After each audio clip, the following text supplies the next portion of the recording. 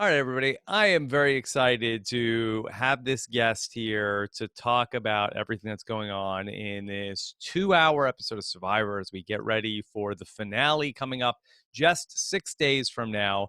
This is such a great guest because she's really become a staple of our podcasting here in the 30s. So excited to have back with us our great friend, Peih-Gee Law. Yes. Peih-Gee, how are Hey, you? I'm good. I'm good. I'm so excited I get to cover a 2 hour episode. Two What a hour treat. episode. And Peih-Gee, that this is so rare because I don't think we've ever done a podcast outside of before when you were getting ready to go on Second Chances that you haven't been here in the studio That's I know, I know. or in an Airbnb. That's also true. And like Rob was like, "Do you want to just do it over the phone?" And I was like, "I want to do Zoom because I still like to look Yes. at your pretty face." Yes. No, we've almost always done video. We didn't do video that time that we were at the Airbnb after the live show from December because Oh, thank probably, God. yeah, I was haggard nobody that was day. looking too hot that day after a late night on the live show in Brea.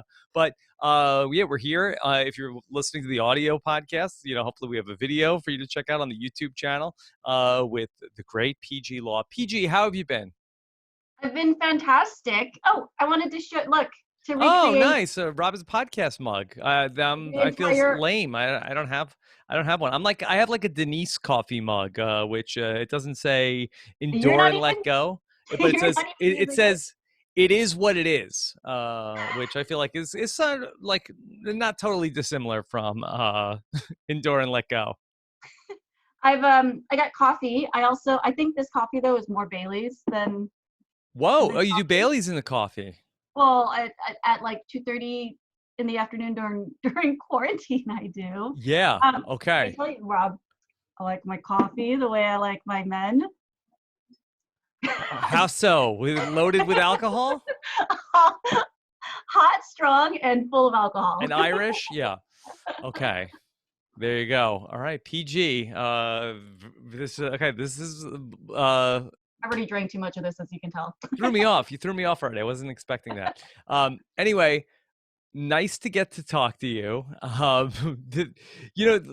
guess let me ask you. Denise talked about how she started. She said, I'm not a tattoo person. Never had any tattoos. But now I'm getting not one but two tattoos. I'm gonna get endure and I'm gonna get let go. Peih-Gee, do you have any survivor tattoos? I surprisingly don't have any tattoos, Okay. All right. and Did you ever think about getting one? I did.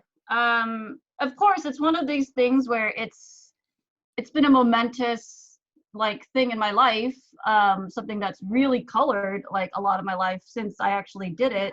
And I've gotten so much from it, the experience, the community, all of that. Yeah. I would. So if I ever do get a tattoo, which I might, um, I would definitely have something from there on it. Yeah. I just don't know what yet or I, where. I really like where Denise is coming from because I feel like that when you're on Survivor, especially like when you're in these late stages of the game, it's like, you know what? I've got life completely figured out. It all makes sense. This is, even if the game is confusing, did you feel like you had clarity towards the end of Survivor China in terms of life? No. Okay. I was I like, feel like a lot of people feel like, oh yeah, I got this figured out now. because It's like, oh, I'm never gonna take anything for granted ever again. Like, I mean, that part is fine. yeah. That part is totally fine, but what's not fine is kind of like letting it get your head out of the game. Hmm. Like to me, that is just kind of this almost not sour grapes, but a little bit. And this is Yeah. not saying that I'm not saying Denise is sour grapes, and I think it's good to keep that balance if you need it for your own sanity. Yeah. You know what I mean? Like I think that's totally fine, but in a sense, I also feel like it's well, I didn't really need this anyway. I've got a great life at home, and that's cool. I'm sure you Hmm. like that's not saying you don't, but that's not why we're out there, and that's not what makes it compelling to watch. I So want you people who will go through anything to win this. That's Yeah. what I want to So see. you feel like people that sort of like take away a moral out of like what they've done in the game are sort of like getting distracted from like no. It's about like what you're doing to grow your bank account, not your mind. No, taking a moral away from what you're doing, of course, everybody, I think it's safe to say every single person who's played Survivor has learned something about themselves in their lives. That's, Every and single person.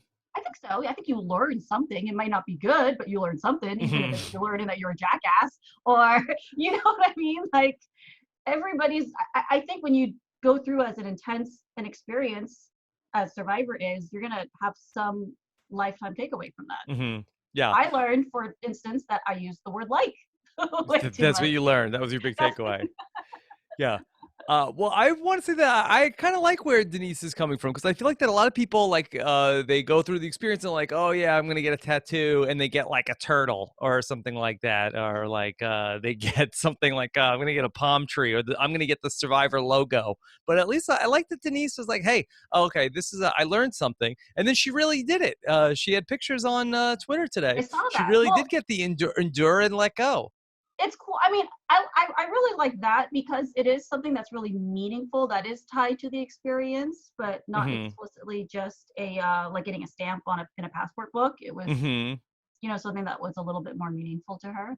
Yeah. I've actually seen a lot of cool Survivor tattoos from players. Like, I know people that have the latitude and longitude of where they played Yeah. tattooed on, or maybe like an outline of the map. I know that Todd has Outwit, Outlast, Outplay in Chinese Hmm. as a tattoo. Yeah.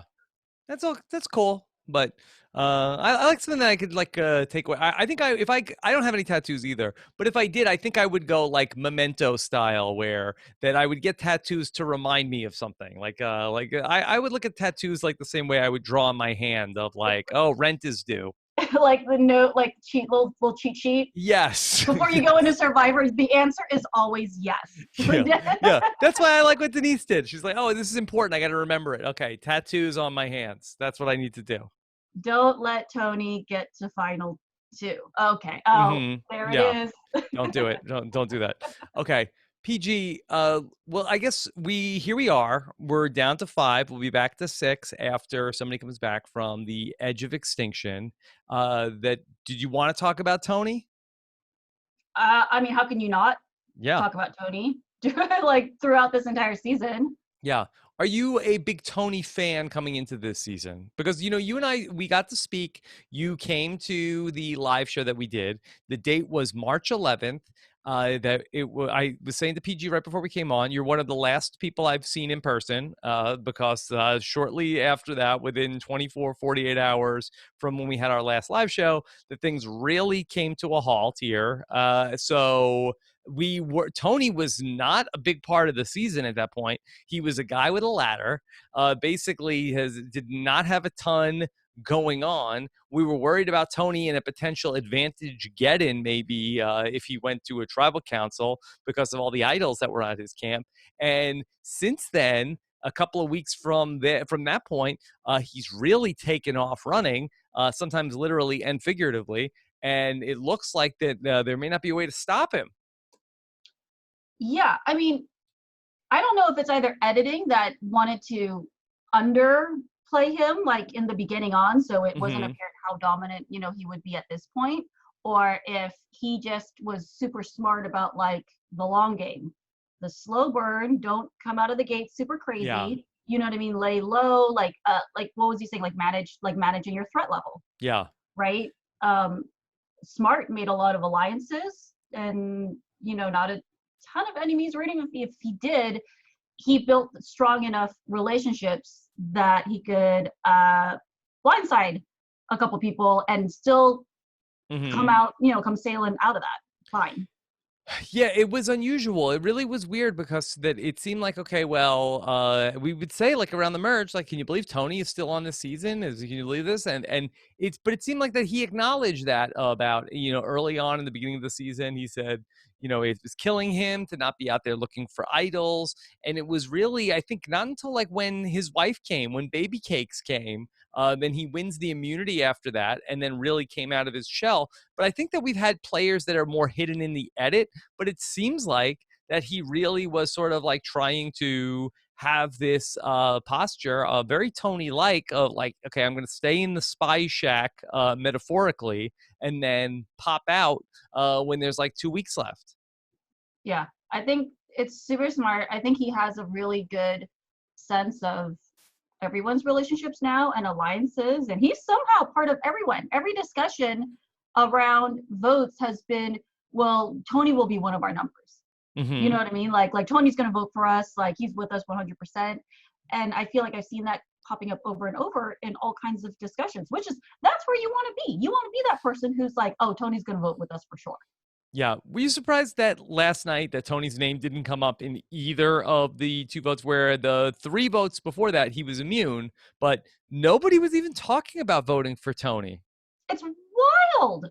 I mean, as a viewer, I would feel like I'm shocked, but I have seen this play out in my very first season.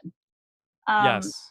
I was just thinking that when I was watching this last episode in particular, because I related to Michelle so much. Like, I feel like, especially where she's at now, was so similar to my position in Survivor China at exactly this point in time. Yeah. Like, she's just been this underdog who I feel like she has a lot of clarity on what's happening. You know what I mean? But yet, she can't seem to get anyone on her side. She's like, Tony's going to win if you let him get to the end. Um, and for some reason, everybody's discounting that. I felt like exactly that, like when I played China, and we had almost a similar thing where it was like Todd and Amanda, this power duo that nobody seemed to want to break up or vote out. And I just couldn't believe it. Like, I didn't understand why. And it's because I think, like Todd and Tony, they're so good at making friends, and for some reason they're able to feed the exact line to the right people. Hmm. You know what I mean? So it's like, and this is what Todd would sell to Amanda for why she should keep him around. Oh, well, I've been the face of everything that's doing. So if people are going to blame someone, they're going to blame me. So you're going to come out of this with your hands clean. I'll do all the dirty work for you. You know what I Hmm. mean? Yeah. And and I feel like Tony is kind of selling that to Sarah a little bit. And it really blew my mind when Michelle said to Sarah, she was like, perception is everything. Sarah knows she's doing a lot. I feel like we as viewers can see that she's doing a lot to drive the game to help prop up Tony's game, but maybe the other players aren't seeing that as much.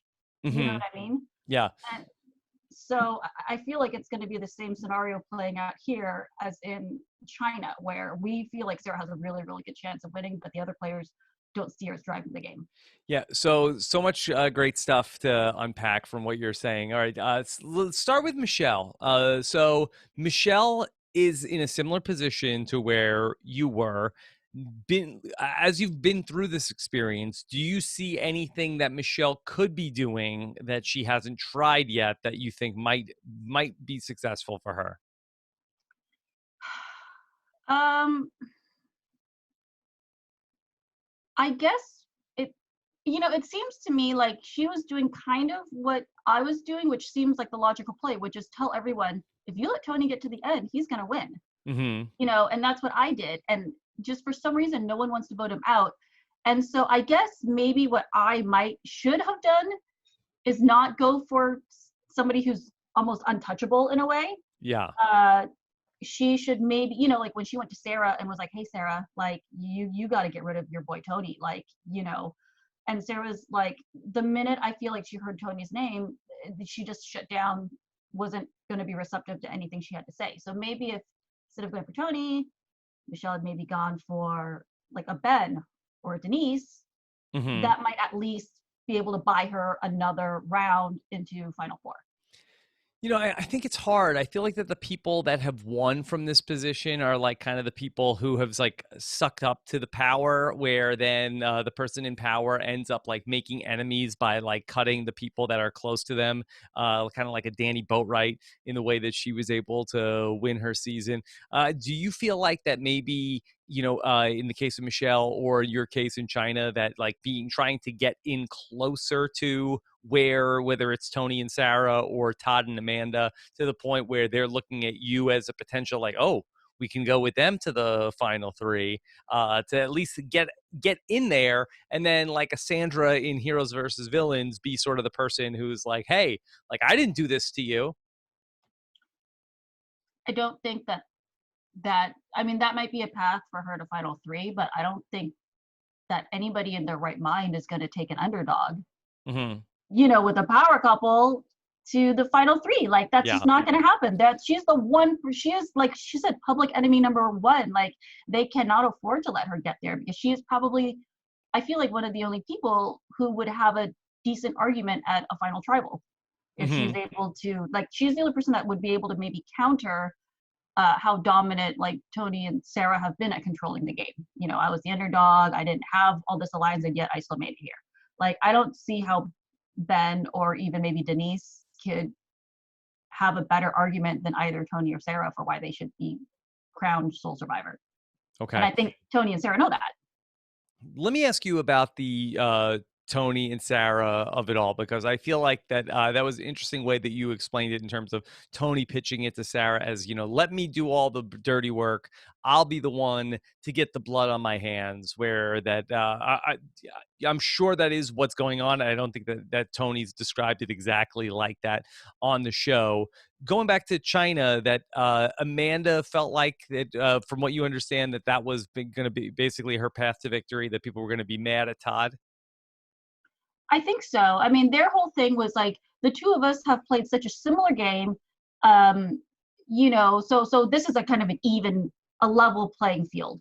If we take each other to the end, it's such a level playing field that it won't, it's there's not going to be an alternate storyline for why they should win. So that's Hmm. part of why they wanted to bring each other.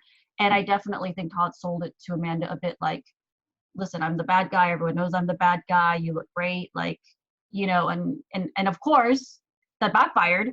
And especially in a season like this, nobody wants to crown somebody the winner who didn't do anything. You want to have been bested by the best, Hmm. right? So I yeah. I think for Sarah, I think she's especially boxed in by the person coming back from the edge of extinction, where this was an issue like for Jervis, and I guess to a lesser degree for Monica in Blood versus Water, where they were playing with Tyson, and I think that they kind of knew, all right, well, we probably can't beat Tyson. At least Jervis did, and there would always be like these offers from the other people, like, "Hey, Jervis, you can't beat Tyson. You can't beat Tyson." But to go with Hayden and Sierra at some point, then it's like, well, okay, well, if I vote with you guys and then somebody's coming back from the edge of extinction, that person that comes back from the edge is going to be joining up with you guys. So it doesn't really help me to make the move you want me to make, because I'm still going to be down in the numbers when the person comes back from the edge of extinction. Yeah. I mean, that's true. So I guess the numbers will be six next episode. It'll be six people again. It'll be back to 6-6. So for Sarah to potentially, make a move against Tony at one of these votes, it's like, okay, well, great. I make a move against Tony, and now somebody comes back from the edge of extinction, and now they're gonna vote potentially with Nick and Michelle, or who and Denise, and now I'm the obvious target. Now Tony's gone. That's true, but that's the only. I mean, I kind of feel like that's the only way Sarah's going to win. Hmm. I feel she's got to cut Tony, Yeah. right? I mean, I don't know. So I think it's an interesting question, where that I think that Sarah feels like that she has relationships with people like Sophie and with Kim. And I think that she feels like that she definitely does have like better relationships with some people that are on the jury, but it's a big jury. Um, I wonder that what I've thought about Sarah, is it possible? Do you feel like that she has the self destruct code to Tony, where she could get him going in a way that maybe she feels like that, don't worry, I got Tony in the final three, that I'll wind him up so much that he's going to be spitting out nonsense. it might be possible. Sarah has been playing a really masterful kind of subtle game, which I don't know why I'm shocked when I see it. Like I shouldn't Hmm. be. But she has proven to be really good at subtly manipulating people. I think feel like Tony is really good with the big manipulations. He likes these big flashy plays. Whereas like in the last episode where Sarah had somehow been able to talk Ben into Yeah, pretty much suggesting exactly what the she Nick wanted him to move. suggest. Yeah, Yes, and her knowing, like her actually saying out loud, I have to let him feel like he's driving the bus. It's like, you know what she's doing? It's like, you ever play Nintendo and you give your little brother the controller, but it's not plugged in. hmm, So yep, like they think they're playing, and you're like, oh, great job, but it's the control, like so Big is running, like Ben is running around with an unplugged controller, like giving suggestions and all of this stuff. I mean, it was wild for me to see that.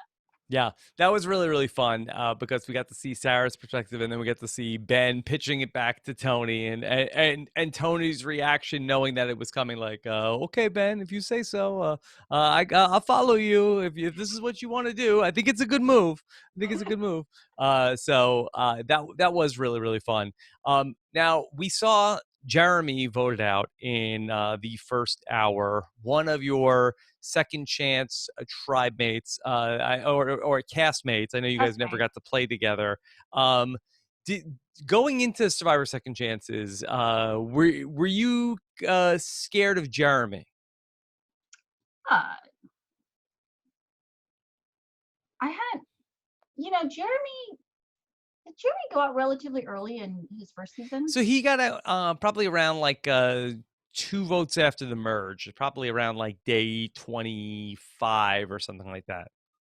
Jeremy is one of those people who, and I didn't see his first season, but obviously, I mean, look, he looks like a slightly intimidating person. He's just, really fit.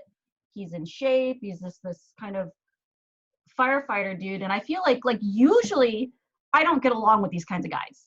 Yeah. Like just in my head, I don't. But he's actually really, really fun and goofy and fun to be around. You know what I mean? And on top of that, I think he's really good at this game and smart and strategic. Um, so like I said, I had not actually even like was able to, I never even talked to him when I did that season, but after having spent some time with him after, it totally makes sense to me that he is like a threat in every sense of the word. He's a social threat too, on top of physical, strategic, all of that other stuff. Yeah, he's a big social threat. I didn't have super high hopes for him going into second chances because I thought, after coming off of San Juan del Sur, I thought he was a little bit of a hothead. Like, I didn't think that he would, was a 39-day guy on Survivor. I thought that he was going to get into more conflict with people than he ultimately did. This season, it seems like that while he's lasted a long time, that nobody can get him out of their minds, that he's living rent free in everybody's head, Peih-Gee, that they all just from the merge basically have been like, we got to vote out Jeremy, got to vote out Jeremy. He's too likable. Yeah, it's been this weird dichotomy of like we have to vote him out and he's a big threat, but then people don't, he's so likable, but then like, well, that's not true. I was gonna say nobody wants to work with him, which isn't true. He had like a bunch of people actually that were working with him, like Kim and Michelle and other people. Hmm. Yeah, Um, Kim to a point, right? yeah, so it's it's sad to me that he got voted out by like one of who he thought was his closest ally. That was really a hard thing to see also. By who? Well, Tony, when Yeah, like by he Tony. like him and Tony were super tight. Yeah.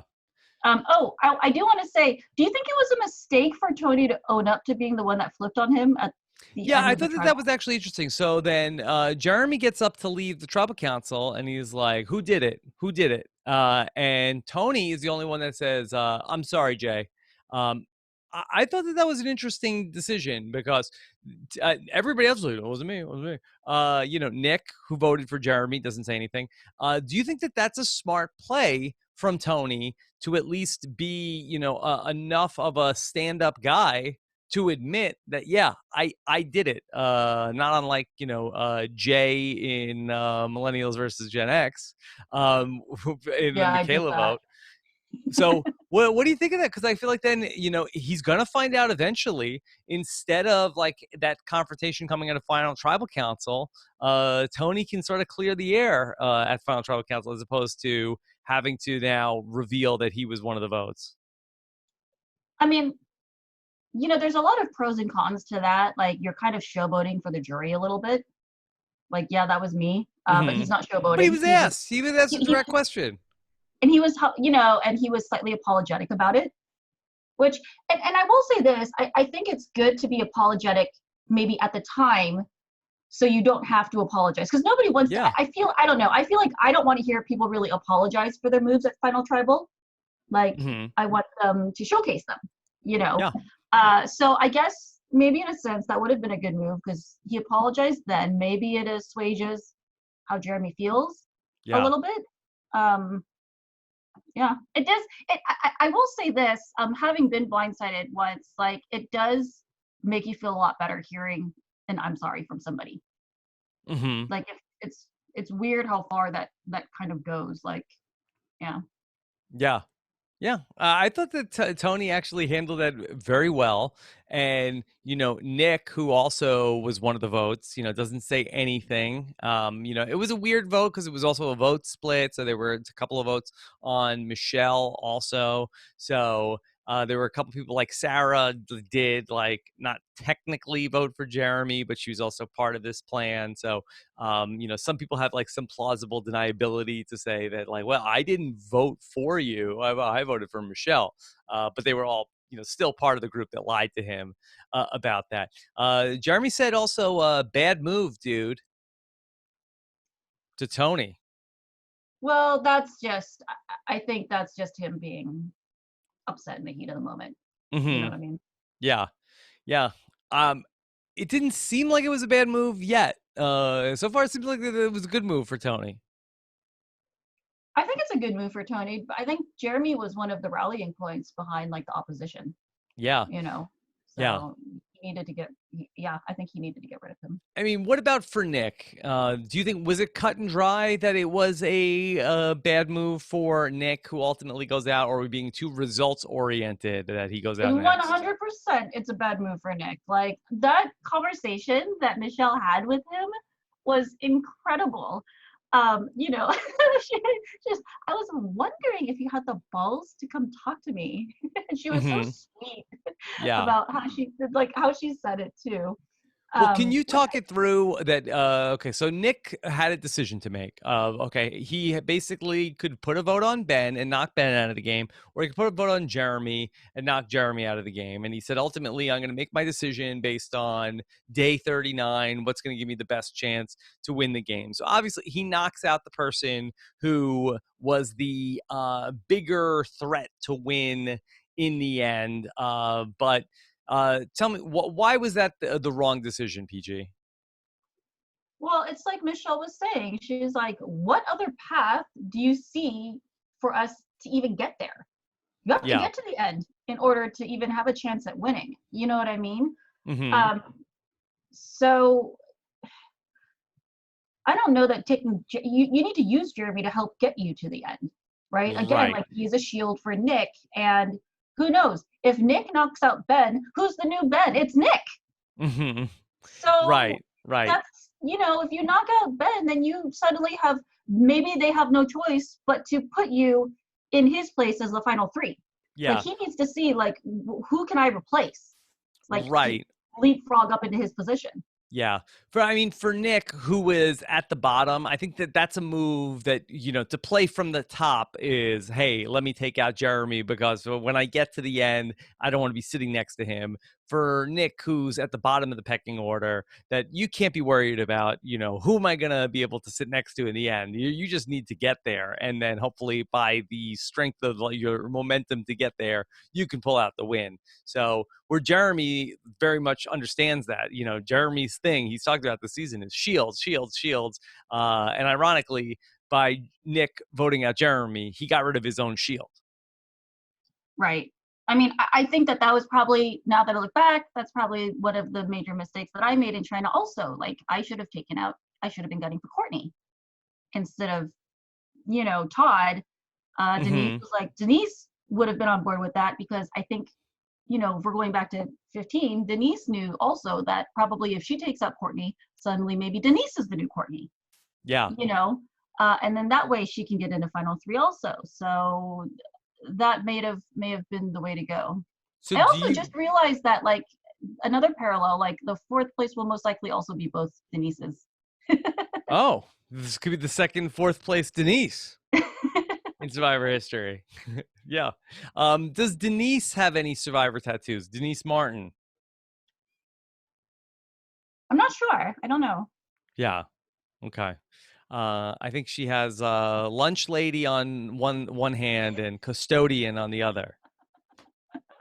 Like those are her Like a two. little with a sad face.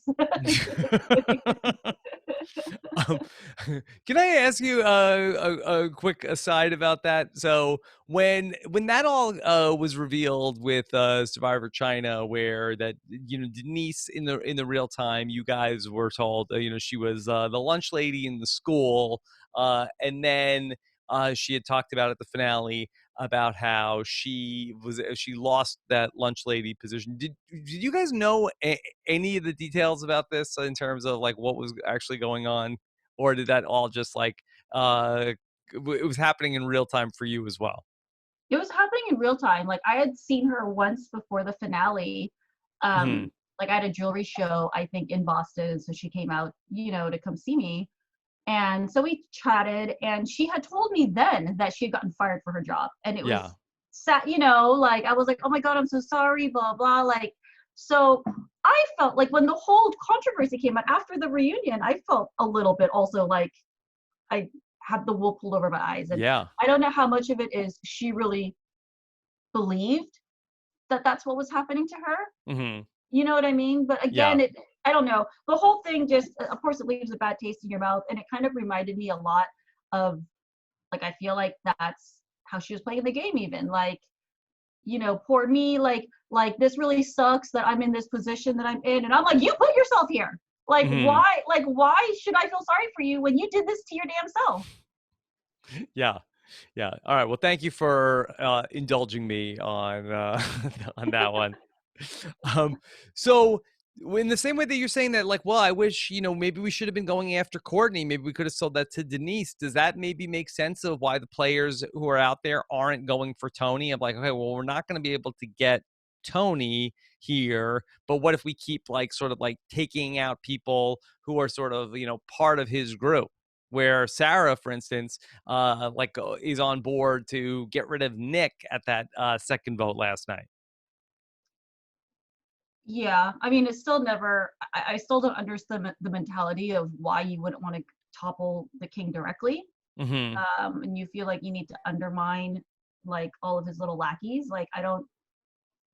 I mean, it is a valid strategy. I just don't really understand why people don't go directly for the king. But I guess it's because I have not really played a game where I have formed that strong of an emotional attachment to somebody. You Hmm. know what I mean? Like, if I'm like playing with somebody and they're like, he's probably gonna win, and I'm looking at him like, yeah, he probably is.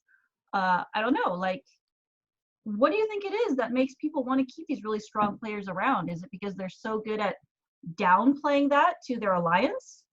Hmm. Or is it because, in a sense, they are some kind of security for you? Like, I'm here for you. I am here to make sure you get to the end. And I guess people like feeling that kind of security blanket.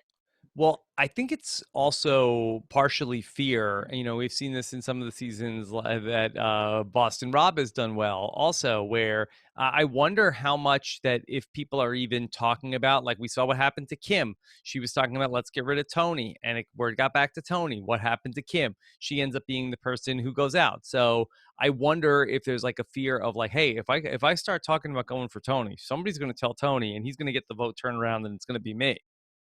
Why are people telling Tony?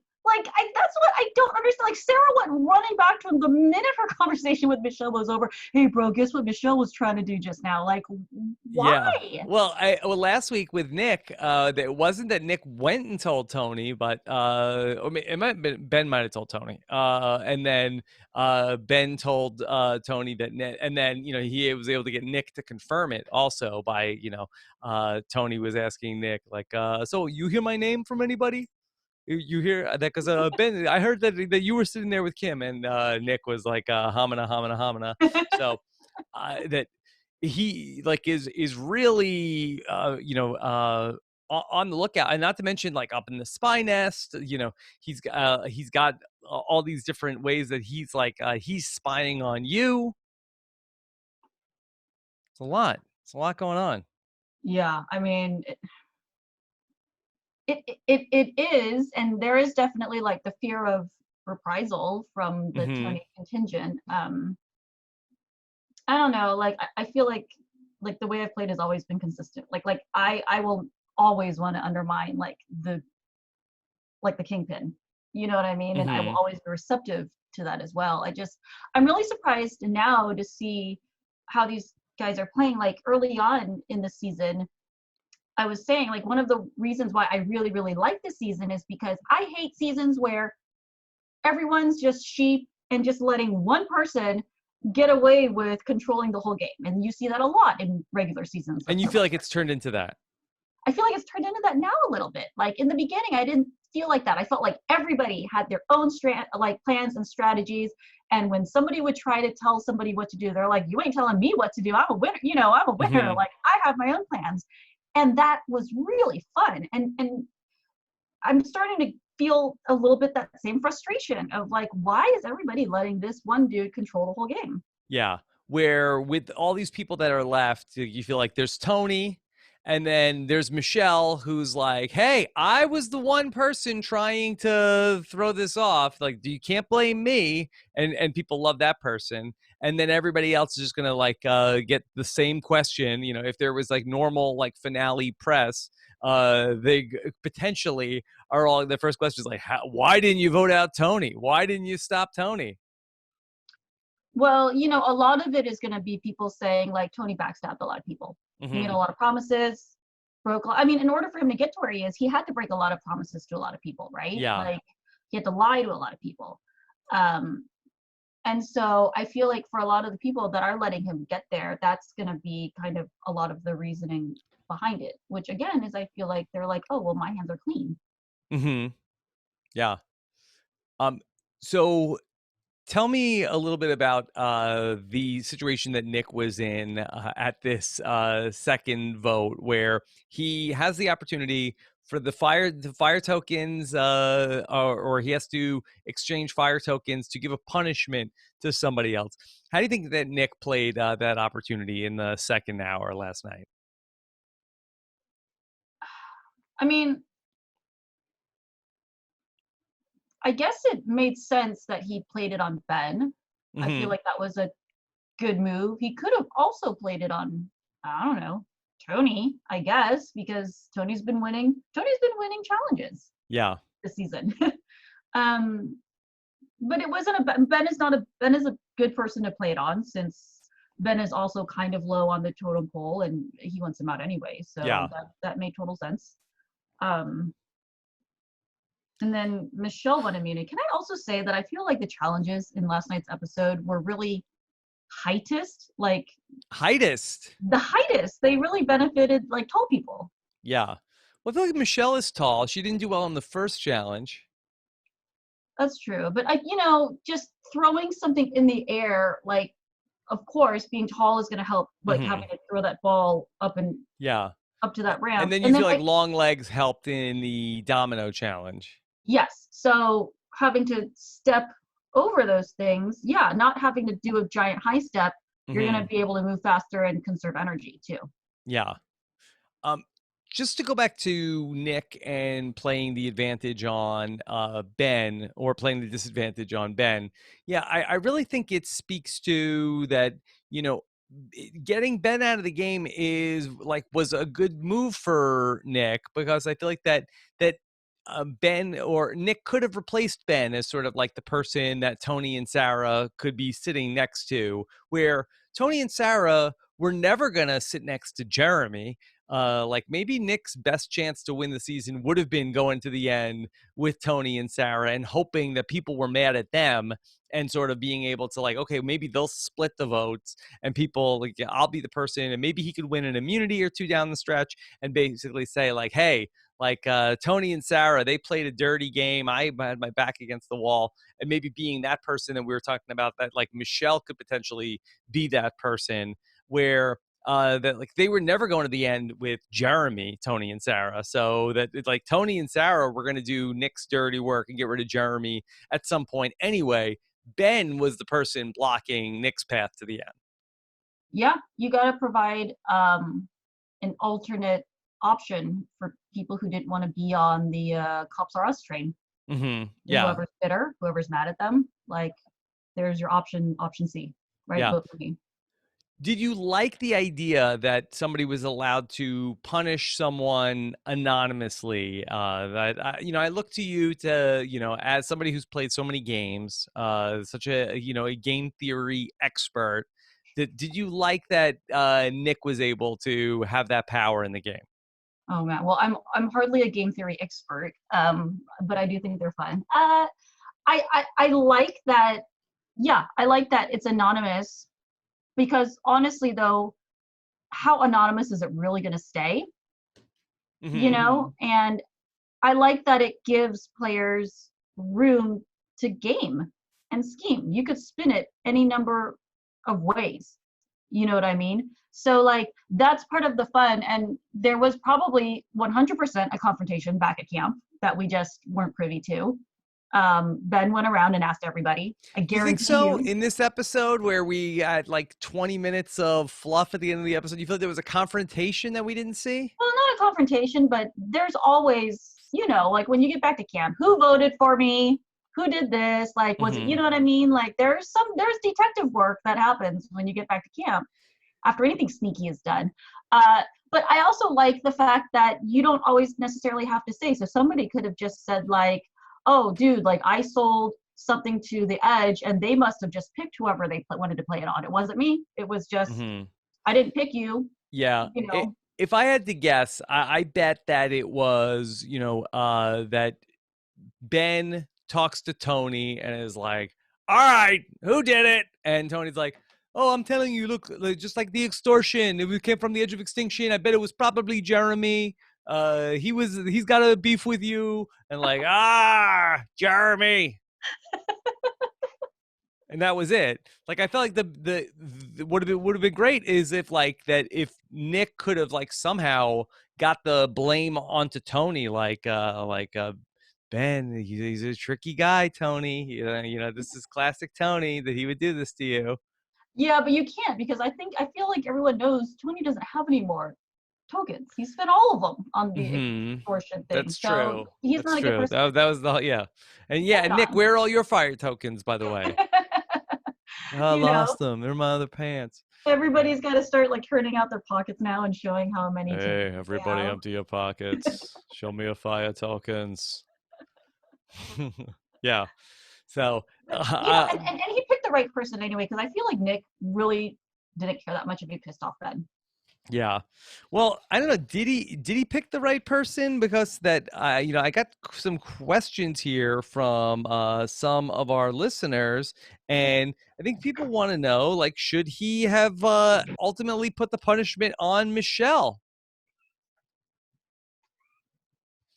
No, because you didn't. I mean, look, like you look at how dismally she did in the previous challenge. Why would you give her a disadvantage when you already kind of assume she's not going to do that great in this challenge?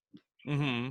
You know what I'm saying? Like, so when you play these disadvantages, like, of course it's hindsight to say like, oh, he should have played it on Michelle, but why would he have, why would he do that? You're always going to play the disadvantage on whoever you think is most likely to win. Yeah. It seemed like that he was moving in lockstep with Michelle, like once they got to the final six, but I almost feel like it was too late for that. What do you think? Like, you're in the final six. You've been working with Eric, right? Like, are you guys more incentivized to try to go your own separate ways, or are you more incentivized to try to, pull a third person in with you two? You have to work together, I Hmm. think. Um, at that point, you have to become some kind of package deal. So, and you got to sell your votes together to somebody else. Like, Hmm. I don't see why they, that's kind of what I was doing. I was trying to shop me and Eric's votes to like Denise. And I was like, Denise, this is Yeah. literally 3 votes. However you want them to go, as long as it's not me and Eric. Like, you suddenly have like so much power. You can dictate where 3 votes go. Like, that's huge. You know what I Hmm. mean? Uh, So I mean, I'm sure they're doing that. Like, but I feel like you really, you have to like do some collective bargaining here, you know? Hmm. Yeah, it gets easier once Michelle ultimately wins the immunity. To You have to try to work together, as because basically you're the only other option. What about what Denise did? I thought that was actually very interesting, where Denise ends up saying, "Okay, that we don't have that much rice, but we are going to." I'll go all in with my fire tokens and buy rice for the group, because if I'm going to go to the edge, I want to go in with a full stomach. At the very least, she's saying that, okay, well, decoy wise, Nick and Michelle will buy it, and then they'll be more unsuspecting because it looks like I'm giving up. But I wonder if I was that I would be fearful to make that move of, like, is that like too magnanimous of a gesture to be making to the group, where then should Denise be worried about that people say, like, oh, well, Denise is like, that's going to be points for Denise with the jury? Well, the jury's not there when she's doing it, first of all. But Like, some of the people that are there are going to be on the jury. I thought it was, I didn't really see the point of her doing that unless she thought, oh, one of them have an idol, so I want to Hmm. lull them from not playing it. But also, you're at final six or whatever. If you have an idol, and if you're Michelle or Nick, you're playing that idol. Like, Yeah. you know what I mean? So I don't care if they're like they're I don't care if she's totally given up everything. Like, there's no way that somebody isn't going to play an idol if they had one. So I Hmm. don't see the purpose of her playing like the decoy boot. Like, I feel like it, I don't know, to me it seemed like she's obviously not. And also, they made a lot of rice for people who don't have a lot of rice left. Like, Yeah.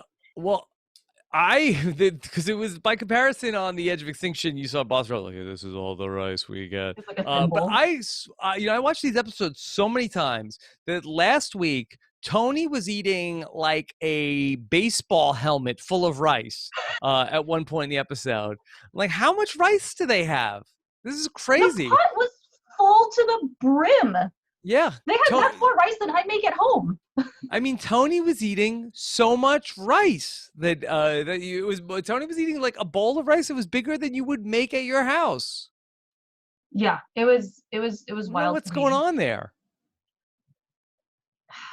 And it was bizarre that they also, like, before that, she was like, we decided not to make any rice today, which is, I don't know about you, but when have you ever not come back from like a challenge and didn't want to eat, Hmm. like before going out to tribal or whatever? You know what I mean? Yeah. I don't know. I don't know what's going on there. Maybe, I mean, had Denise been talking about this of like, all right, I'll buy rice for the group in a little bit. Let's Well, go through what we also, have, and then I'll buy some more when the window's closing. well, but also, did she hand? I didn't. I missed. I don't remember, but did she like hand out her fire tokens then and there? I don't know. I don't know how they did it. Because I was kind of thinking like she was like, oh well, if I go, then I'll give you the fire tokens. And I'm thinking this bitch got to eat rice and keep her fire tokens. Like, Hmm. Yeah. Yeah, I don't know exactly how that all worked. Let me ask you this question from one of our listeners, Tori Steele. Can you work through Denise's game and her alliances? We've seen glimpses of her being tight with Adam and Jeremy, but she voted them out. How did she end up with Sarah and Tony? Her story is the least clear to me going into the finale. Okay, could we talk through Denise a little bit? Well, I would love to, because I am as mystified as this caller, because yeah, it's really a shame. I had really, I thought Denise was one of my winner picks going in. I thought she had really good chances. She seemed really well rounded, and she's still in it, as far as like, so she has made it very far. Hmm. Um, but she hasn't done a lot, and it hasn't even been really. I feel like it hasn't been clear which group that she's even in. Like, I thought she was on the outside of the alliance, and suddenly she's on the inside, or like I don't like I yeah I'm just as confused as you are. Yeah. Denise, did play like a quiet game post merge in Survivor Philippines, where she sort of like she moved with Malcolm, but she doesn't seem to have like a key ally in this game. It seems like that she's been like more of a loner in this post merge.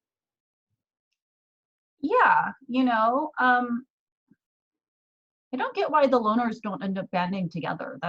It's weird. Like it's Well, like in fairness, she did, have the conversation last week with Nick and Michelle, like, hey, why don't we go with this final three? But I think that Denise was like quick to realize that was a sinking ship, and she doesn't have a lot of options there. Her and Ben are the only people from, and Michelle. They're from the original Cele, but it seems like that they never. Or they haven't all been working together for some time. Like Ben has been completely with Tony and Sarah for some time. So it just doesn't seem like that she has anywhere to go, but she's like offering herself up of like, hey, I'll be a pawn if you want me to. I think Denise and Ben have a better relationship probably than maybe we're really seeing or remembering. Hmm.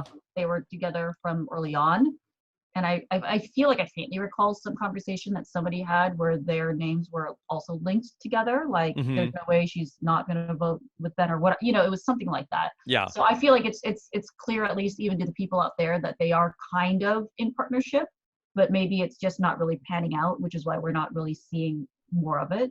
Hmm. Yeah. I So don't know. It's a weird thing that she's got this really. I mean, because it's like, yeah, it's good that you're friends with Ben, but I don't know how much this alliance is really gonna benefit you, because you're getting cut at four. Like, it's yeah, well, mind-boggling that they don't PG, see do that. you think there's any chance that the Edge of Extinction person comes back and could vote with Michelle and Ben and Denise? Why wouldn't Michelle and Ben and Denise vote with the Edge of Extinction person? That's true.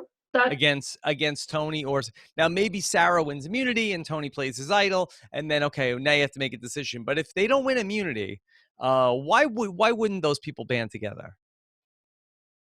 I mean, I feel like they should, but I also feel like inherently maybe there might be some kind of desire to be like, you know what, we all earned this because we haven't been voted out yet. Yeah. So not like you don't deserve to be here because you've already been voted out, but that might be some kind of subconscious thing. So, I'd be surprised if it was that, but I do feel like that, there will be the thought of like Tony like really pushing on people like, hey, guys, remember what happened with the last Edge of Extinction? They got to the end and then nobody could beat them. They're the biggest threat. So Tony could be spinning it, and Sarah too, that like this Edge of Extinction person is the biggest threat to win the game. I mean, that's what Tony's best at, is spinning how much of a threat other people are. Yeah. And if like if you're Michelle and Ben and Denise and you want to vote together, you still have one more vote to take out either Tony or Sarah, and then potentially knock them out before you get to the final fire. Yeah, that's true. I mean, it's such a wild, I feel like it's just such a wild card of who's going to come back from the edge and what Who are ties you and rooting relationships for, they're going to have. PG? Well, okay, like of course I want Natalie to come back. Like, Natalie. Why? well, just she's been a beast out there. Like, But you don't you know know, her from real life, or do you? no, I've not met her in person, Hmm. but just from seeing her on Edge, how much she's kept her head in the game, continually like killed all of the challenges that they had out there. Yeah. I just I find it super impressive. So of course, as like an under, like I feel like she's definitely kind of underdog, but really making the best of the situation she's in. Could you have done that, PG, if in second chances they had Edge of Extinction and then, okay, so you get voted out? Would you have been able to go to the Edge and live there for however many days? 100%, of course. Like, I mean, I would have probably been more like Adam Klein in these Yeah, me challenges, too. like, oh man, I'm so out of shape. How are they doing this? Like, How did you do that? Yeah. but the I like the outdoor survival part of it. I love those. I couldn't imagine anything better than to be stuck on an island with a bunch of survivors Wow. sitting around the fire. You don't have to really do a lot of gameplay. You could just sit and chat and kind of do this whole like adventure survival thing. But I PG, think you want to go to the Edge of fun. Extinction? I would. Yeah. I wanted vacations like that in my 20s, Rob. Like, I paid money to do that kind of stuff. So you paid money to go sit on an island. I want to know more about this. So what do you do? Well, it wasn't Hang like out? in my 20s, I went on this big backpacking trip through Southeast Asia. And I Yes. ended up on a small island off the coast of Malaysia. Mm-hmm. I started scuba diving. And you lost your passport. I did not lose my passport. What'd you lose? lost, lost my mind. Lost. No, I just wanted to stay on the island, and it was totally full. And I met this girl that was like, she was Swedish, and she was like, "Hey, I have this place that there's two beds in this little hut." She's like, "I sleep on a hammock outside." She's like, "There's no electricity and there's no running water, but she's like, you guys are welcome to come stay if you want." And there was nowhere else to stay, and I was like, sure. So that's what I did for 2 weeks. Like, I'd have to sneak into like some other resorts to kind of shower, but that was maybe like every couple days, if Mm-hmm. that. I spent all of my money, whatever money I had, I just put it towards diving and just, you know, Diving. yeah, like scuba diving. Yeah. Um, okay, look, obviously this is not on a beach with like a handful of rice, but Mm-hmm. I like that kind of roughing it. Like, and I enjoyed my times on Survivor when you had to like the survive. Like, I like the survival part of it. I think it's fun. Mm-hmm. I'm sure Edge is brutal and it's not, a holiday by any means, but I think it's a special experience. Yeah. Okay. PG, I didn't really know that about you, that you really just love the survival element so much. Yeah, like even in China, I was like jungle queen. Like, I really liked all that, making the fire, collecting the firewood, being self-sufficient, like just knowing that you are somehow staying alive mostly through the efforts of like your own two hands. There's something Yeah. immensely satisfying about that. Other than the weather, I don't really mind it, but I wouldn't say I like it. I there is something really visceral Mm-hmm. about it, about like you made it through another night. You kept yourself alive with food that you gathered with your own hands. And like even in Cambodia, like I did a lot of the food gathering. I did, like did a lot of fire building. Like I like creating, I like making stuff. Mm-hmm. Okay, makes sense. Makes sense. Um, okay, we talked about Denise. Talk to me about Michelle. John Rumsey says, "What's the best strategy for somebody like Michelle to use the Edge of Extinction player to win? Does she have a path, or does she need to win out?" Absolutely. She needs to 100% recruit the edge person and immediately pull them aside. Just be like, hey man, look, like I'm a loose ship here. They're together, they're Mm-hmm. tight. Like you don't, you've just come back from this thing. You're probably not tight with all of these people that are here since they've had X many days together separately. She's like, I don't have anyone. I'm pretty much you. I'm in the same boat as you. We should stick together. And on top of that, they will probably want to vote you out, whatever reason. Like, immediately she needs to join up with them. I feel like that's probably one of the only ways she'll be able to get back in. Yeah. I do feel like that the Edge of Extinction person could be some sort of like a shield for Michelle, also, who would be like the likely next person to go home, where somebody comes back from the Edge of Extinction, potentially somebody with an idol. While Michelle could end up being the target if they can't get the Edge of Extinction person, like if Michelle can potentially like maybe either win an immunity here or maybe be part of a different plan, she could get through a couple of votes because of the Edge of Extinction person. That's true. And whoever comes back is likely to be one of those people that also have an idol too. Yeah. I feel like who had advantages or had who can we talk about who has idols Yeah, from Edge? Ben and Tony have them in the regular game, and then Natalie, Tyson, and Rob have them on the Edge. Okay, okay. Wow, that is a lot of, well, I guess technically there would be 3 idols Only left. one is going to get in. Yeah, yeah. So I mean 3 total. Yeah. Ben and Tony's. Are you talking Ben and Tony each have one? Ben and Tony each have one, right? Yeah, so then that's still a lot of idols for this late in 3 the game. idols and then immunity. So 4 people could be immune at the next tribal council, but it's not enough to replicate the advantage get-in, which Sarah once had a firsthand view of when Suri got knocked out. Yeah, yeah, yeah. That was brutal. That was brutal. I remember still they had to do a whole diagram. Like I feel like Jeff had to do a whole diagram of who played what on who and like how it all went down. Mm-hmm. Yeah. So that could end up being a really crazy scenario in terms of the Edge of Extinction person coming back into the game. Let me ask you in terms of let me keep going. How about Zach Brooks wants to know which move was actually no, we already talked about that. Tell me a little bit more about Todd. I got a lot of Todd questions for you. Okay. Michael Butler O'Rear Jr. wants to know how would Todd have done if he were on this season? Josh Green wants to know, would Todd have been able to adapt to the new school game? I think he would have done really well. Mm-hmm. Todd is really good. He's really likable. Yes. And he has an ego, but he knows when to put it aside, you know.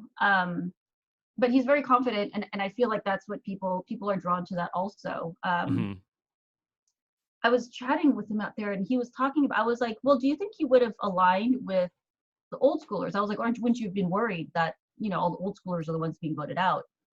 And he's like, "Of course I would have aligned with old schoolers." And he's like, "If I was there, they wouldn't have been voted out." And I was like, "Oh, it's bold Mm-hmm. words." Yeah. From Todd. But I think that not having that ego is really important in a season like this where it's all big egos. They're all winners. Everybody wants to think they're the best. So if you're able to put that aside and let people think that you're their number, you're their little soldier, at least for a little while, that'll get somebody like Todd pretty far in the game. I wonder, how Todd would have done, because I think he would have basically I think he would take the Adam spot, right? Like I feel like that one of the reasons that they don't have Todd, like I feel like Adam sort of like took that. Is that fair to say? I think Adam or like Nick were both fairly similar archetypes to Mm-hmm. somebody like Todd, and Yeah. maybe they were just from more recent seasons, I guess. But I wonder, even like the old school players, like do you think like Boston Rob is going to work with Todd or anything like that? Even though he's I think technically an so. old school player.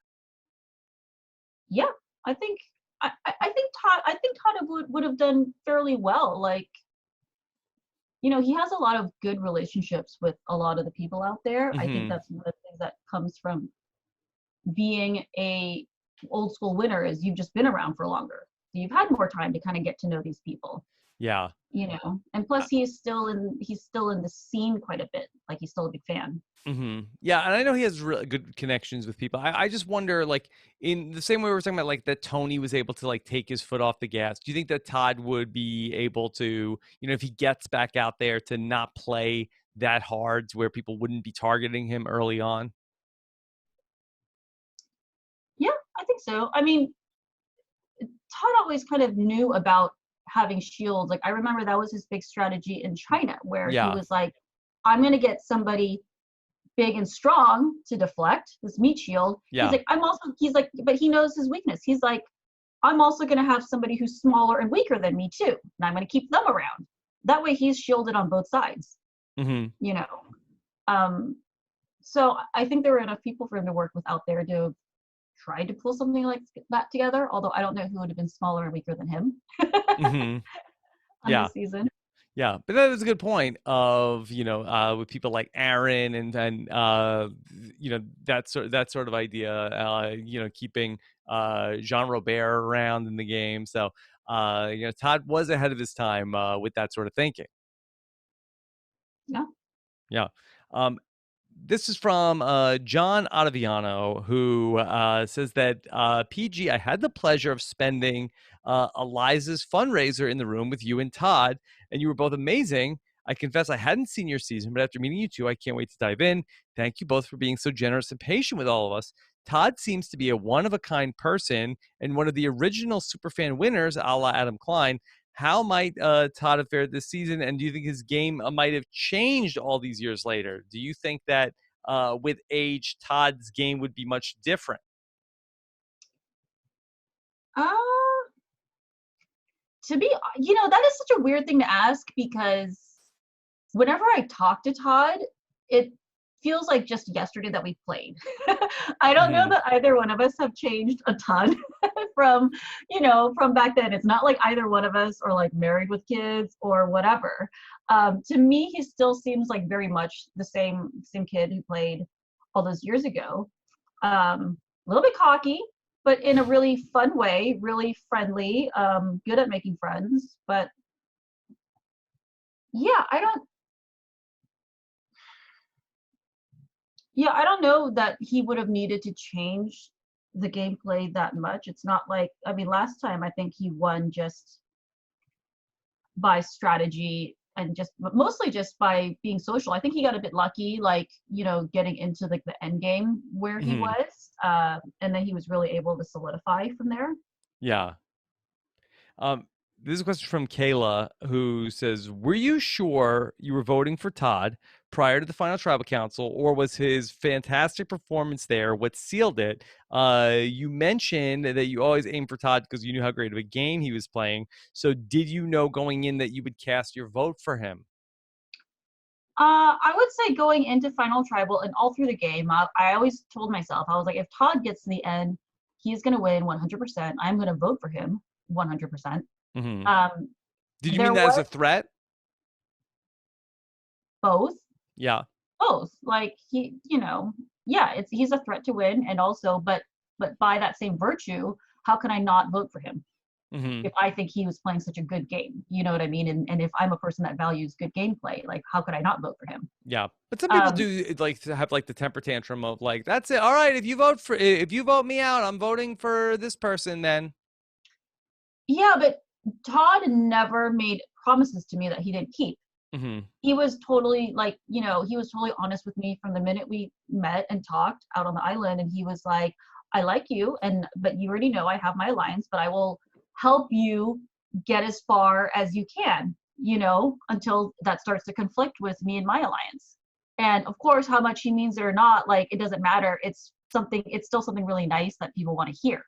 You know Hmm. what I mean? So I never had hard feelings against him for voting me out because he had told me from the get go. He's like, I will have to vote you out at some point eventually.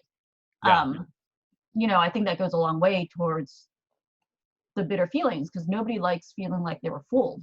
Hmm. They were bested is fine. Feeling like you were bested by a worthy opponent is one thing, but feeling like you were fooled by your friends is another, you Hmm. know? Um, and I think that's why, like, Denise ultimately voted against him to win because she felt betrayed by him.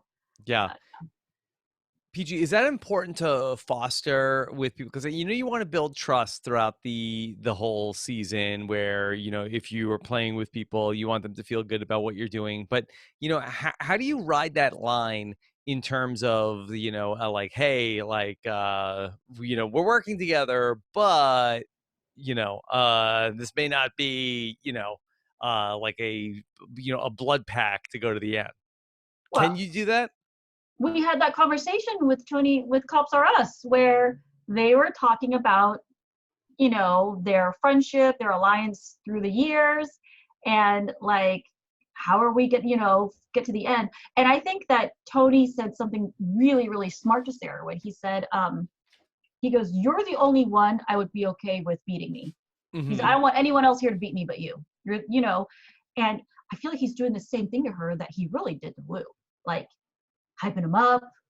Hey man, don't you want to go to the end with a worthy opponent? Like Wu to this day, like I'm in Cambodia, Wu told me his number one regret in life is taking Tony to the end.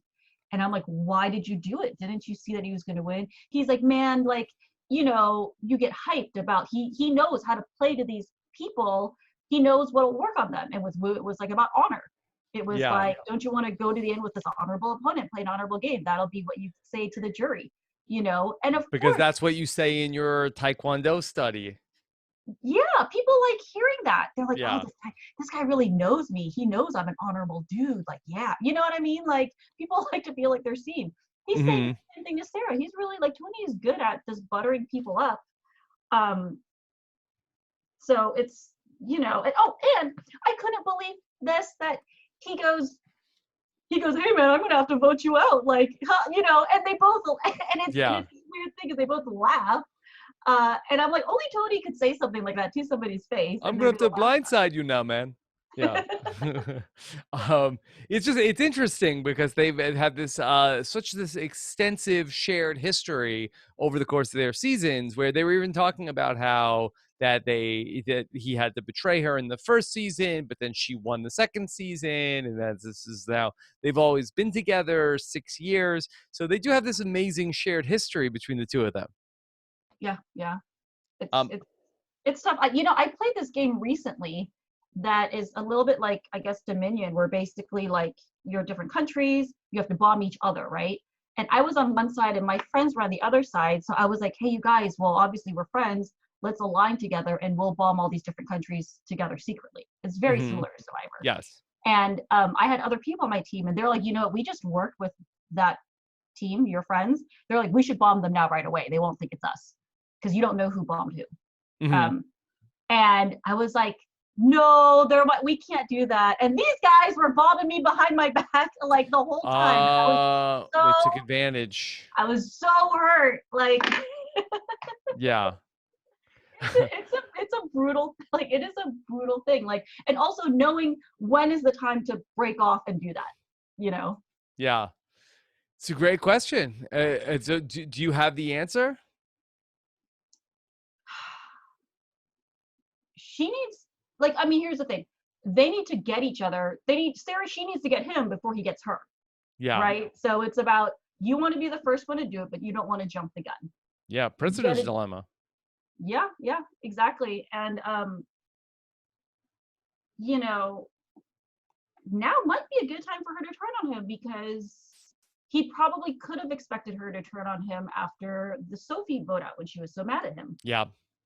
And then she didn't. So maybe now he's like, okay, we're past that. So now he's again lulled into the confidence. So it might be the good time for her to make the move. Yeah.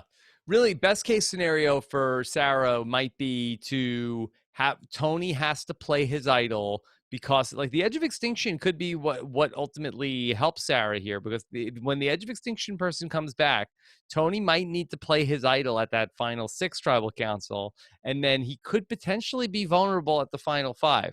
Like that could be the only time that Sarah has to be able to get the jump on Tony. That's true. And plus, he's been doing pretty good at challenges this season, too.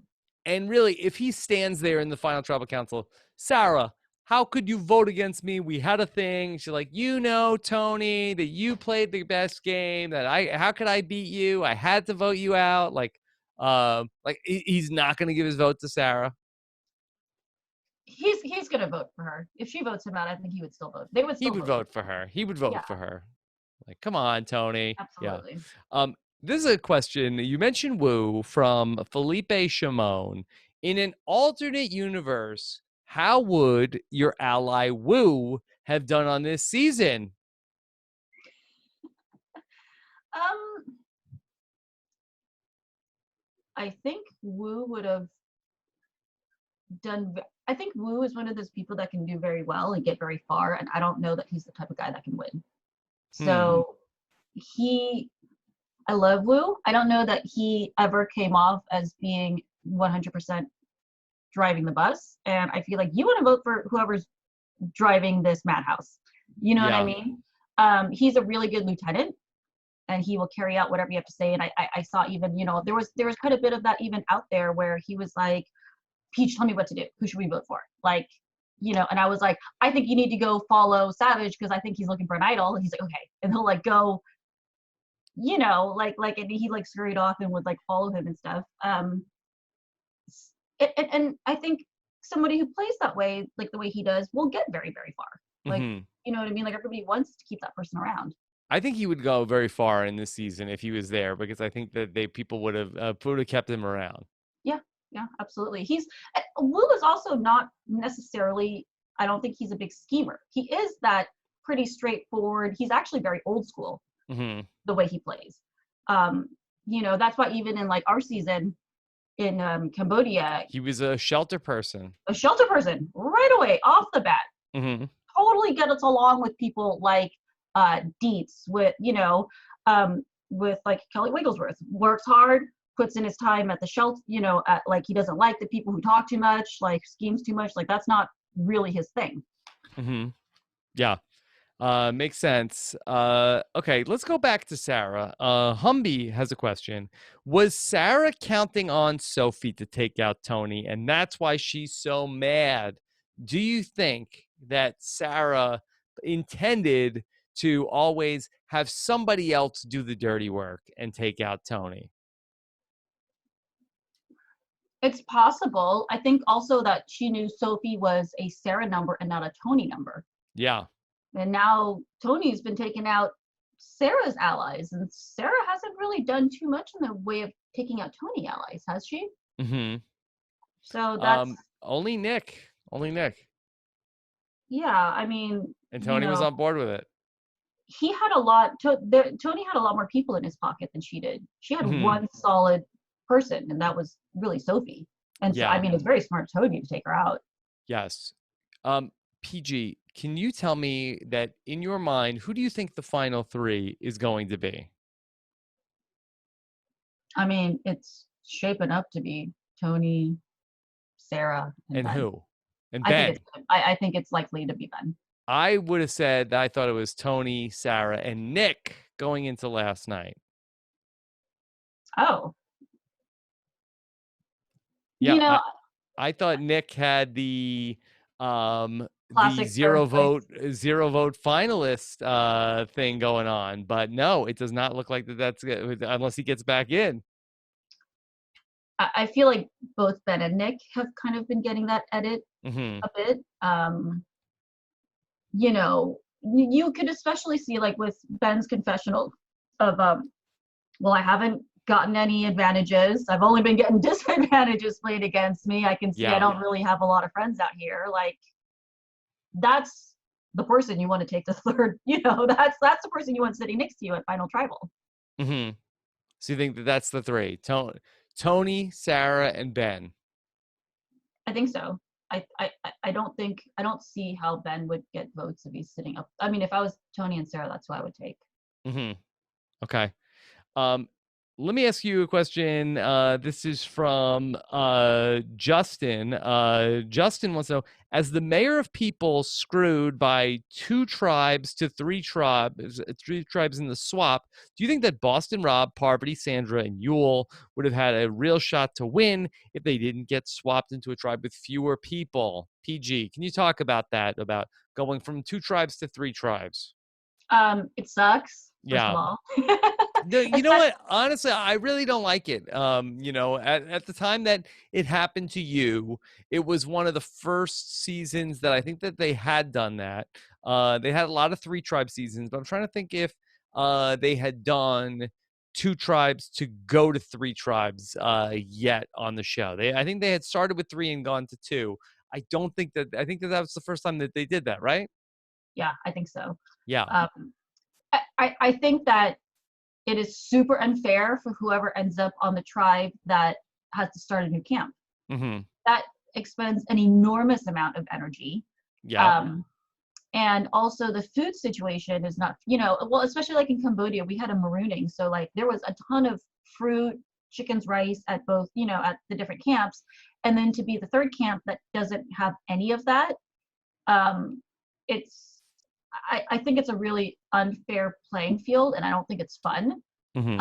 It's a really difficult thing to get past, because just a little bit of food goes a long way, um, Hmm. especially in the early games when the challenges are really strenuous.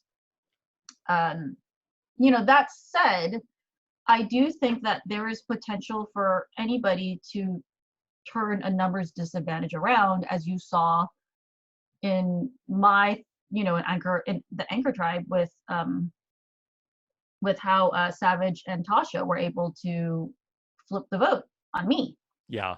So, I mean, it sucks for me, but props to them, and that just goes to show it's doable. I mean, it also happened, I think, because it was like the worst possible tribe combination I could have found myself in. Um, but it's there. Like, and a smart player knows how to exploit that. Yeah, it's just that it doesn't give people any options. As somebody who's been voted out of a small tribe myself, of starting with six, which is much more fair than to have the situation than what happened to you. It's just like if there's a couple of people that are working together, there's really nothing else you can do. Yeah. Whereas if there's 10 or even 8, like, okay, these two people are together, but there's some options here for us. We can try to figure something else out. Yes, I do think it's. I don't know. I do think that with those numbers, like I said, anything can really happen. Like, even with, like, that tribe that was Parvati and Michelle and Wendell, Yeah. like, it really seemed hopeless for those two girls, and somehow they got them to vote Yule out. You know, like, early Hmm. on. So But I think that was more on the strength of that, Michelle and Wendell had a pre-existing connection that ultimately was the motivation there, as opposed to where I don't, in fairness to Michelle, I don't think that it was really that this was some sort of I mean, unless you want to read into that Michelle got Wendell on tilt to the point where then Wendell was misspoke at tribal council, which concerned Yule to the point that he had a conversation with Wendell that ultimately made Wendell say, "Hey, we got to vote out Yule." I think it was much more that there was a comfort level with Michelle and Wendell that they were going to stick together, and Nick just got on board with that, as opposed to anything that happened game wise.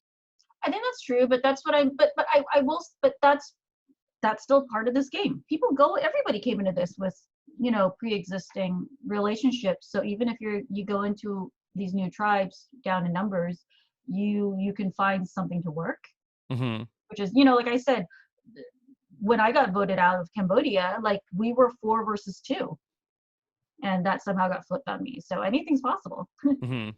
Okay. Um, PG, tell me then, Stan McCutcheon says that both of your seasons were in such incredible and unique locations. And your second was the last to be shot before Fiji became the permanent quote unquote home of the show. How would you feel about Survivor going back to filming in different locations? I would love that. I was actually just thinking yesterday. I was talking with some people, and I was like, these locations are they're every show is shot at the exact same location. What's to stop me from flying out a month, 2 weeks before my season, and just bury, like, caches of supplies all over Fiji? Like, I'm just gonna Mm-hmm. wrap food bars or whatever, like, emergency little rations, and I'm just gonna bury them all over Fiji. And, well, I'm gonna get out there, and suddenly I'll have, like, all these little, like, secret squirrel holes of acorns that I can dig up and snack on. Like, I don't know. I guess you could do that. I mean, from what I understand, I think they mix up the islands to some degree, but I think there's like a bunch that they keep recycling. They do, because I feel like, haven't we seen where, like, players are like, yep, here's the tree with the notches from Yep. the previous games, right? Yes. Yes. I'm just saying it's possible Yeah. to secrete squirrel holes everywhere. PG, do you have any thoughts on that? If Survivor has been renewed for season 41, but obviously we don't know when the show is going to be able to get back to filming, let alone get back to filming in Fiji. Have you given any thoughts to any way that Survivor might be able to film a season anytime soon? How? Like what? Like if they had to do it over Zoom? No, well, I don't think they could do it over Zoom. Look at me, I'm on Steven, Survivor Steven right and I now. were talking about last night about could they film a season of Survivor domestically? Do you think that that is a possibility for the show at some point in the next few months? Or Uh, would that not work? Does Survivor need to be an exotic location? Like I'm not talking about like a park somewhere, but hypothetically, if they were gonna, get a couple of acres on a ranch somewhere.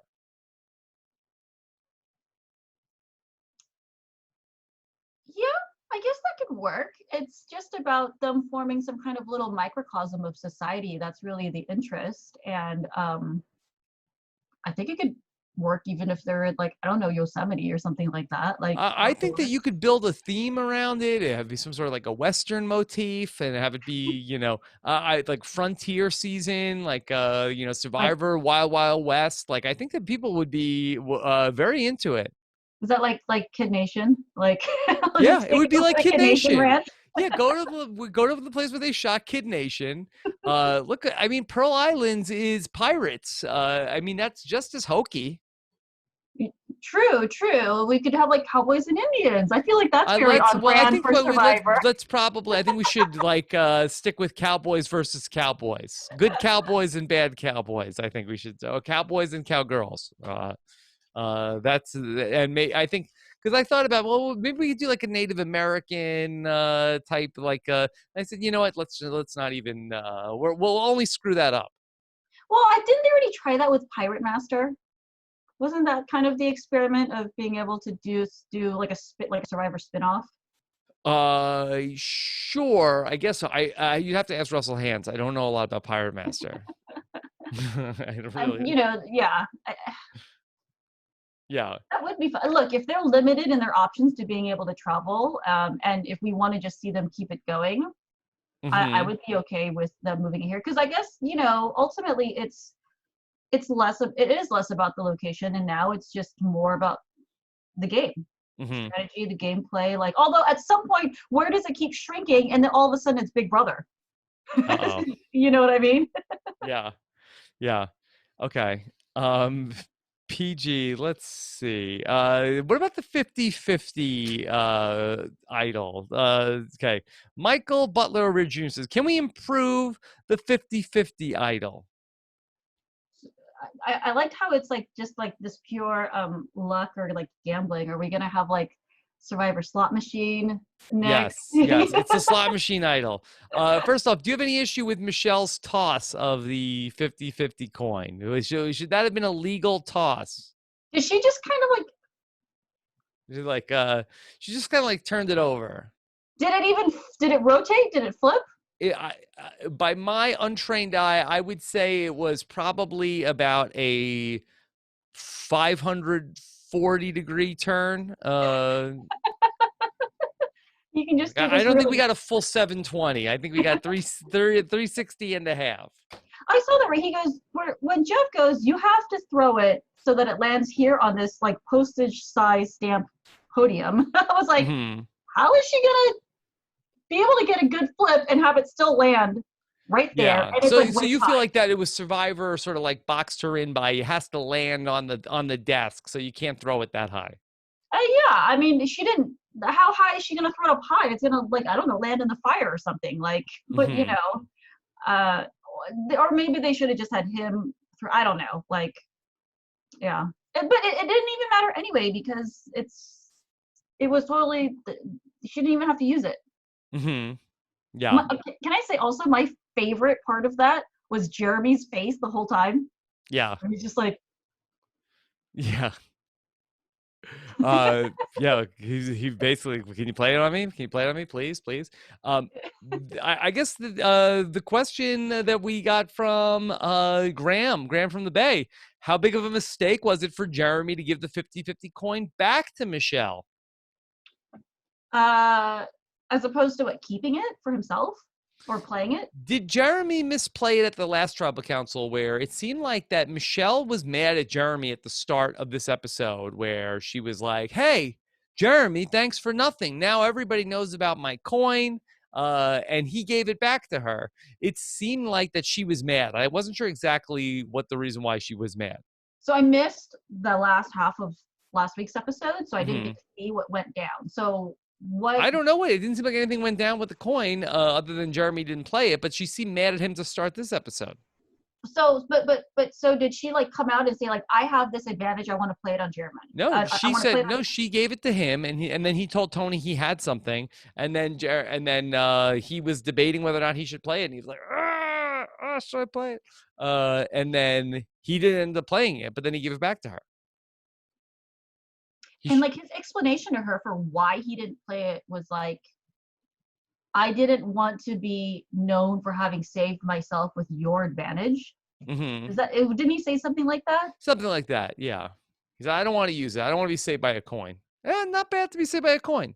Well, Don't be too anything that proud, saved you Jeremy. is fine. Yeah. Yeah, like it saved you. It's fine. And there's always a way to spin it. If people were like, that wasn't yours, guess what? Yeah. I made this relationship. Michelle's the master of spinning it. 540 degrees. Boom. Exactly. Like, Yeah. I made this relationship with this person. I got them to play an advantage on me. Like I did that. That's Yeah. his thing, you know? Yeah. It's That fine. was weird. I didn't really I don't understand why you would Yeah. play it. PG, did you have any issues with the structure of the episode where we spent so much time at the end, edge of extinction at the end, getting ready for the challenge, and then ultimately a long retrospective of this season? It was like a retrospective of like the players on Edge, Mm-hmm. right? Yeah, like basically the first, basically like the thing that would start the finale. Usually, we got that at the end of this episode. Uh, I don't mind it. I am enjoying. I guess because these are people that we've invested so much of our attention to over the years. These are the winners. Like I like seeing Mm-hmm. them out there. You know, I like seeing that their journey out there and what all of this has come to mean to them. So I liked it. I really would have liked to have seen the challenge. Do you think it's going to be that we're not going to see the challenge at all, or they're going to Oh show it? no, I really thought we were gonna get the challenge last night. I really thought like, oh, this is gonna be cool. Like I like this. Like let us see the challenge. Let us see who's coming back, and then we'll be excited going into the finale. But it was a tease. No Do you think we're going to challenge. see it in the Yeah, we'll next definitely episode? see it. Okay, Yeah, so it's I not don't like think. they're going to cut it. Yeah, I don't think that somebody will just like walk back into camp like, what? Danny Boatwright? What? Like, yep, I'm back, baby. It was a weird, yeah, it was a slightly weird way to end it. It was slightly melancholy Mm-hmm. in a way, like, and then that was, you know, and then it just kind of like slow fade to black. I don't think. Yeah. Amber was talking about that she is going to miss the edge of extinction. Yeah, she's like, I'm really enjoying some time out here away from my kids. Mm-hmm. Yeah, yeah. She said, like, the edge of extinction is great because this, life is so busy. We don't ever get a chance to just like stop and do nothing and have downtime. And the rest of us said, yeah, wait till you get to to May, Amber. Well, I was gonna say, I feel like if anything though, all of us can kind of relate to that a little bit Yeah. through the quarantine, right? Like that's kind of how I feel. I feel a little bit like I'm back on Survivor, just in this kind of weird forced isolation. I've started kind of like wanting to hoard stuff. Mm-hmm. You know, it's this weird forced this weird forcing you to slow down kind of thing. But in a way it's good. Like, you know, the same way that like I like being on airplanes because I can spend 5 hours sitting on my ass, eating, drinking, and reading or doing puzzles, and I don't feel guilty that I just Yes. spent 5 hours doing that because there's, you know what I mean? Like I'm not, I get that. I get that. and I feel that same way about quarantine a little bit, where it's like I'm gonna sit and knit for 3 hours and watch Mm-hmm. TV and cuddle with my cat. And like, I don't feel like, oh, I'm missing out on so You much. should have been doing something else. Yeah. Yeah. Yeah, I get that. It makes sense to me. Okay. All right. Let's see. I get a bunch of other stuff that people want to know from you. Okay. Jessica Kelly Taylor says, "Can you ask PG if this season of Survivor were a D&D campaign, what class would each of the final 5 be?" Okay. PG, does this make any sense to you? Do you know what Jessica is talking about? Yes, of course I do. Okay, what are the classes of D&D? So in a classic D&D, you have the warrior, The warrior. warrior. You have usually a healer. You'll That's have a Dr. wizard. Mike. Yeah. Yeah, you'll have a wizard coach. Or no, Hmm. sorry, Fishback, Steven. Steven is the wizard. Yeah. Steven's the wizard. What am I thinking? Um, and then you'll have various other, those are the basic classes. You'll have like rogues, who they're kind of the sneaky ones. They do all the sneaky stuff, creep around, backstab people. Right. Okay. All right. Well, this is Um, like writing itself. Okay. All right. So Tony is rogue. is Tony rogue? Okay, so I'll start with Ben is like a warrior. Yeah. Makes sense. Ben Hero. is like a barbarian warrior, but barbarian is a specialized class of warrior Yeah. that is a little bit like higher on the strength level, lower in other like mental attributes, and then Right. also occasionally has these superpowers where they go into a frenzy and then they're like I could see it. super their strength like it's like +10 to their strength. Um, what would Sarah be? Yeah. I think. Well, I don't know all of them, so you need to tell me more. I don't think we've come across what Sarah is.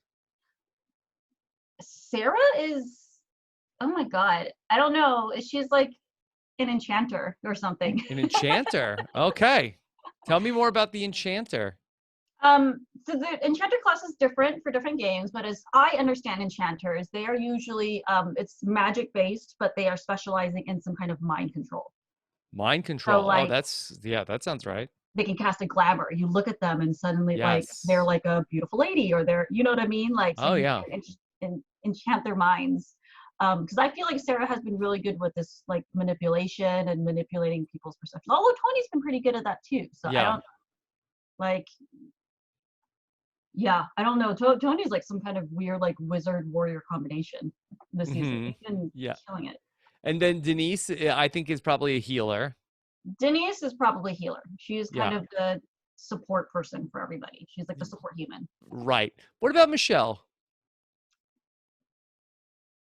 Michelle is I don't know how to say how she's been playing. Oh, you know who Sarah is actually? Probably maybe a bard.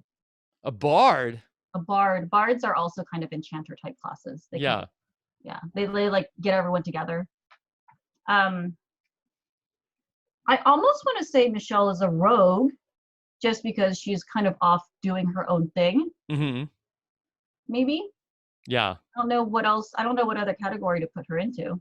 Okay. Sure. Yeah, your listeners will know. They'll have good suggestions. Okay. Constance says, when are you going to stream another Survivor Werewolf game on Twitch? The first one was so good. Okay. Tell me about what you're doing, PG.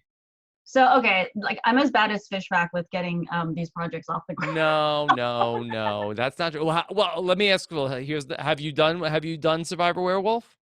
I have played once, but that's Okay. because I didn't. Yeah, because I wasn't the one that organized it. Okay. So, all right. So, tell me about it. So, tell me about this. How did it work? It was super fun. So Jillian Bem, I think from was it Yes, Nicaragua? yes, Dr. Jill. Dr. Jill. Dr. Jill organized it, and I had Yes. actually not met her before, but it was totally awesome. She was like, "Hey, I'm doing this game of werewolf with a bunch of like totally random old school survivors." Who Um, played? so Marty Yes. Miss Piambo, Yes, Marty. Will Wall Will from Wall. Okay. Millennials, Brooke Struck, Okay. Sunday, Sunday Berquist. Yeah. Sunday Burquest, um, Mama C, Mama C. Yeah, baby. and then isn't Joel from season 1 from Borneo? Joel Klug. Yes, Yes. taking it way Okay. back. All right. And so how did this come up? This was just in the Survivor Facebook group, and they said, "Hey, who wants to play werewolf?" Well, actually, I don't know. They had organized it because I had come into the group and I was like, I really want to do Zoom games with a bunch of survivors. I just wanted to play Yes. some games online. Yes. And people were like, yeah, sign me up. And I was trying to figure out how to, like, I have to revive my Twitch account and get signups. And then Jill messaged me and she was like, hey, I've actually organized a game of werewolf with a bunch of survivors. She was like, do you want to come play with us? You can kind of see how I've been doing it. And if you have suggestions, whatever, like, come play. And I was like, yeah, I want to come play. Mm-hmm. Yeah. So for people that don't know, werewolf is this kind of like social deduction, social Is it the engineering same game. as Mafia or it's different? It's very similar to Mafia. Okay. So basically, there's one wolf, two wolves, and then there's a bunch of other roles. You're all villagers. Yes. So the goal of the villagers is to kill the wolves, and the wolves will, kill the villagers. This is a different version that we played, but it still involves basically like lying. So if you're a wolf, you are gonna lie. You're gonna claim that you're an innocent villager. Mm-hmm. And you're gonna claim to be someone else's role. And so it's really all this weird lying, bluffing game. And let me tell you, like, Brooke and Sunday were so good, like sweet, innocent, lying through their Mm-hmm. teeth with a smile right away, no hesitation or anything. And I was like, I never want to play Survivor with either of these broads. Like, Yeah. Yeah. I know well, I think it's wild to get these survivors playing because they take it so seriously too. they're really good. So like I've played with other groups, and usually the other groups are kind of like don't really know where to start. Nobody really Mm-hmm. wants to lie. They feel bad or whatever. These guys, like, out of the gate, just right away, the Boom. strategy full on, like the lying, like covering each other's tracks. People have the alliances. Peih-Gee, you know who else is really into this idea is Shane Powers. Really, Yeah, he really wants to do this also. I would love to have him come play because Yeah. it's fun. It is this kind of a game of like verbal bantering, Yeah. right? And like verbal back and forth. So it's a really fun thing to be able to play on Zoom, and it's a fun thing. It's like a spectator sport. Like I actually have moderated a bunch of games since then, and it's even Whoa. more fun moderating and watching because who has what Who's role. lying? Yeah. Yeah. So seeing it all play out is fun. Yeah, I'd like to do this also. I would like to play. I gotta get through this next week of Survivor. I will organize. I'll organize a game. You know who I actually just met. And Let I'm me gonna. guess. Let me guess. Um. Let's see. Um.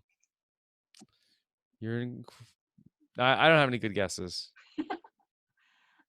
So I just met Max Temkin, who is one of the creators of Cards Against Humanity, Yes. Yes. and he also designed Secret Hitler, which Mm-hmm. I think is a Yes. similar type of game like Werewolf. Yes. And so, no surprise, there's a lot of crossover between puzzle game designers, enthusiasts, and they're all fans of Survivor.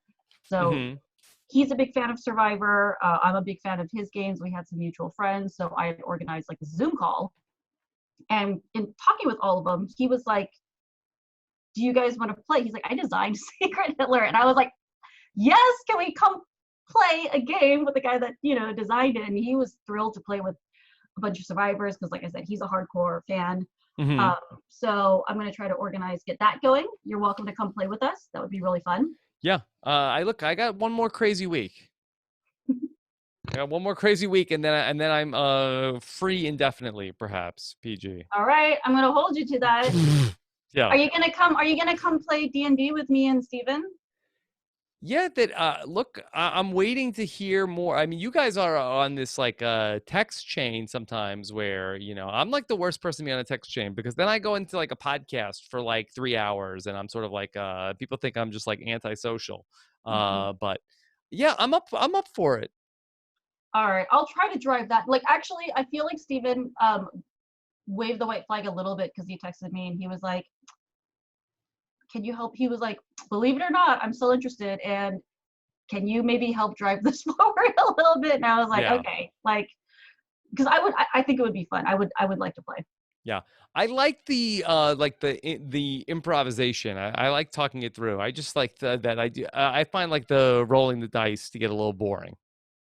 I'm the opposite where I like all the action and I'm less about Yeah. the I want action. I'm less about the strategy, but the role play. But I think the role play is fun. I think it Hmm. definitely adds an element. Like, and that's why I'm like obsessed with like escape rooms because it's not just like straight puzzles. It's not like you're just sitting down doing math problems. You're doing these things that are themed to this Hmm. created immersive world. Yeah. Okay. Look, my summer is wide open, PG. I'm Come ready to play. go. I've been getting more and more sucked into this whole community of like gaming, puzzling. Like I started doing I'll plug the website that I just started doing reviews for. So Yeah, what is it? it's called Room Escape Artists. They're huge Survivor fans also. Yes. And what are you reviewing? I'm reviewing online escape rooms since all these escape rooms have had to close during this whole, quarantine period. Yes. A lot of them are converting to some type of like virtual version of their room, whether it's playing via an avatar, like maybe the Hmm. owner will wear like a GoPro and he's like your Oh, hands wow. and That's eyes. wild.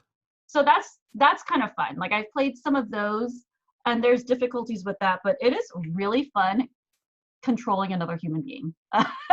Yeah. Yeah. um, Um, there's puzzle hunts and all kinds of different things. So I'm getting more into the world of like, like reviewing those things and just being involved in that community. So that's been a blast. okay. This is a question from John. John wants to know, are there any games you've been playing during quarantine? Oh, good tie-in. Yes, so I have been playing all of these online puzzle games. So you can read my reviews at roomescapeartists.com. They're Room under the Hive. Escape Artists. Now, and you do like type them out. It's like a blog. It's like a little blog and it's a little blurb. There are these things called they call them the Hive Mind reviewers because they have asked like there'll be like maybe like five of us, 3 to 5 of us that will all review the same game, and that way you can see different people's like subjective reactions to it. Hmm. But I've also been playing a ton of games almost every night on Zoom with like my escape room buddies. So we play games like Codenames, Yeah. a game called Decrypto, which is similar to Codenames. That's really fun. Yeah. Um, a game called Spyfall. That one See, is this sounds so fun, awesome. PG. Well, I always want to invite you, and then I always feel like you're too busy to play. Should I just? I'll Well, just. it's work, but then it's also like I'm playing Jenga with my kids. Like I'm playing like not super fun games. With all due Yeah. respect to Jenga, Uh, I'm playing Wild Kratts. there's like there's Disney code names. I play that with like my 6-year-old niece, and that Oh, one's kind of fun. Yeah, yeah.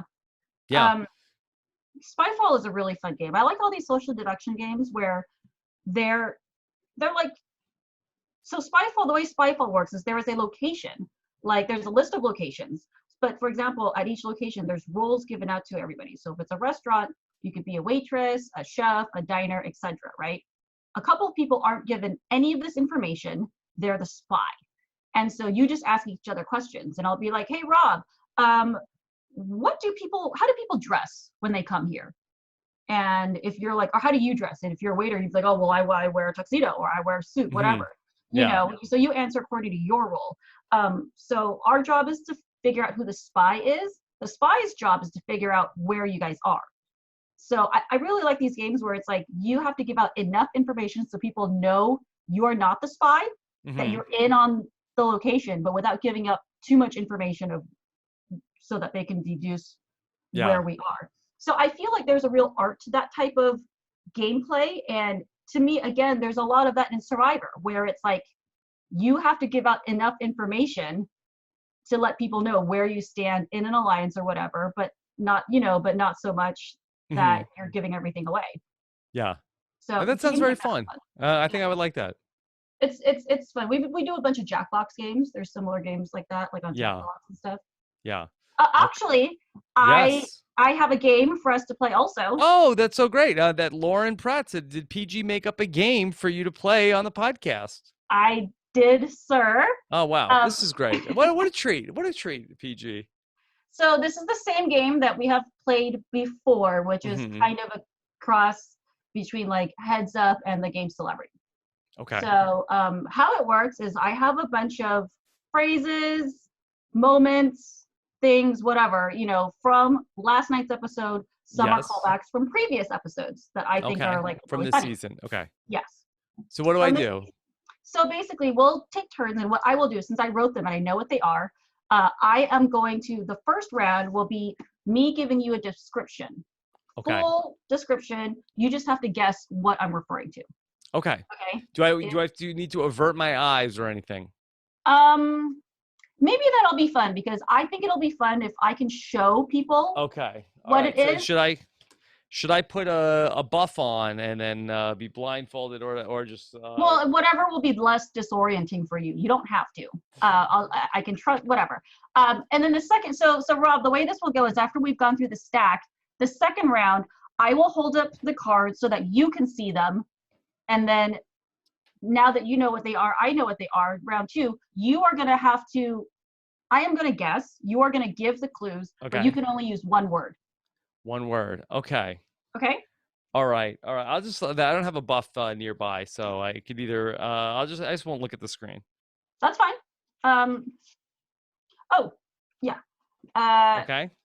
Yeah. So we'll see how closely you paid attention to the episodes. So even these are very specific. Okay, we'll see. All right. Okay, you ready? You ready to go? Ready. Okay. I hope this is showing up for the viewers. I might have to turn off my background, and it is also reversed. But okay, so this is basically Michelle said this at the final tribal after she won immunity. No clap. No clapping. This was at the final tribal when Jeff asks her how much she needed the immunity necklace. More than Jeff needs blue shirt and khakis. Yes, ding, ding, ding. I need this win like you need a blue button down and khakis. Yeah. Okay. Close enough. Okay. This is the evolution of where Tony goes to see what Spy nest. Yes. This is the in-game currency. Fire token. Ding ding. Okay, this is a random quote from quite a while back from someone who's on edge. I think it's really funny. It's basically someone talking about coming back into the game, and this is a quote from Parvati. And basically, this is what happens to my stomach after I've eaten too much Taco Bell.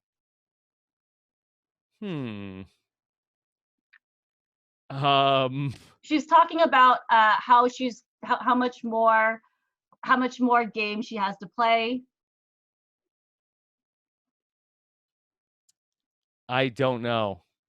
There's more game bubbling under the surface. There's more game bubbling under the surface was the quote? Yes. Okay. Yeah, that was very specific. I think it was just really funny. Okay, this is what Adam Klein wanted to play. Fleur-de-lis. Okay, well, I have it down as the immunity podium. Yes.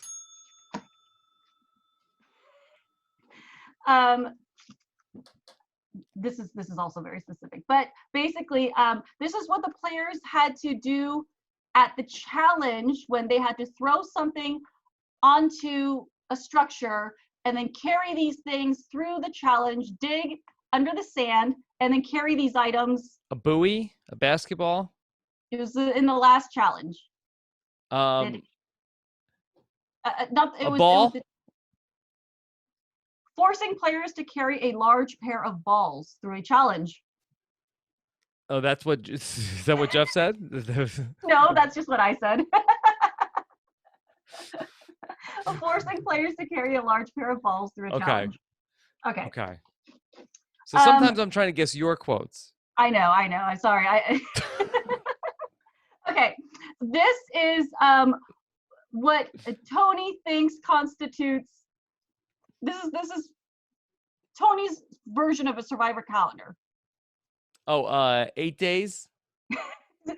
5 days? 9 days equals 2 weeks. Yeah.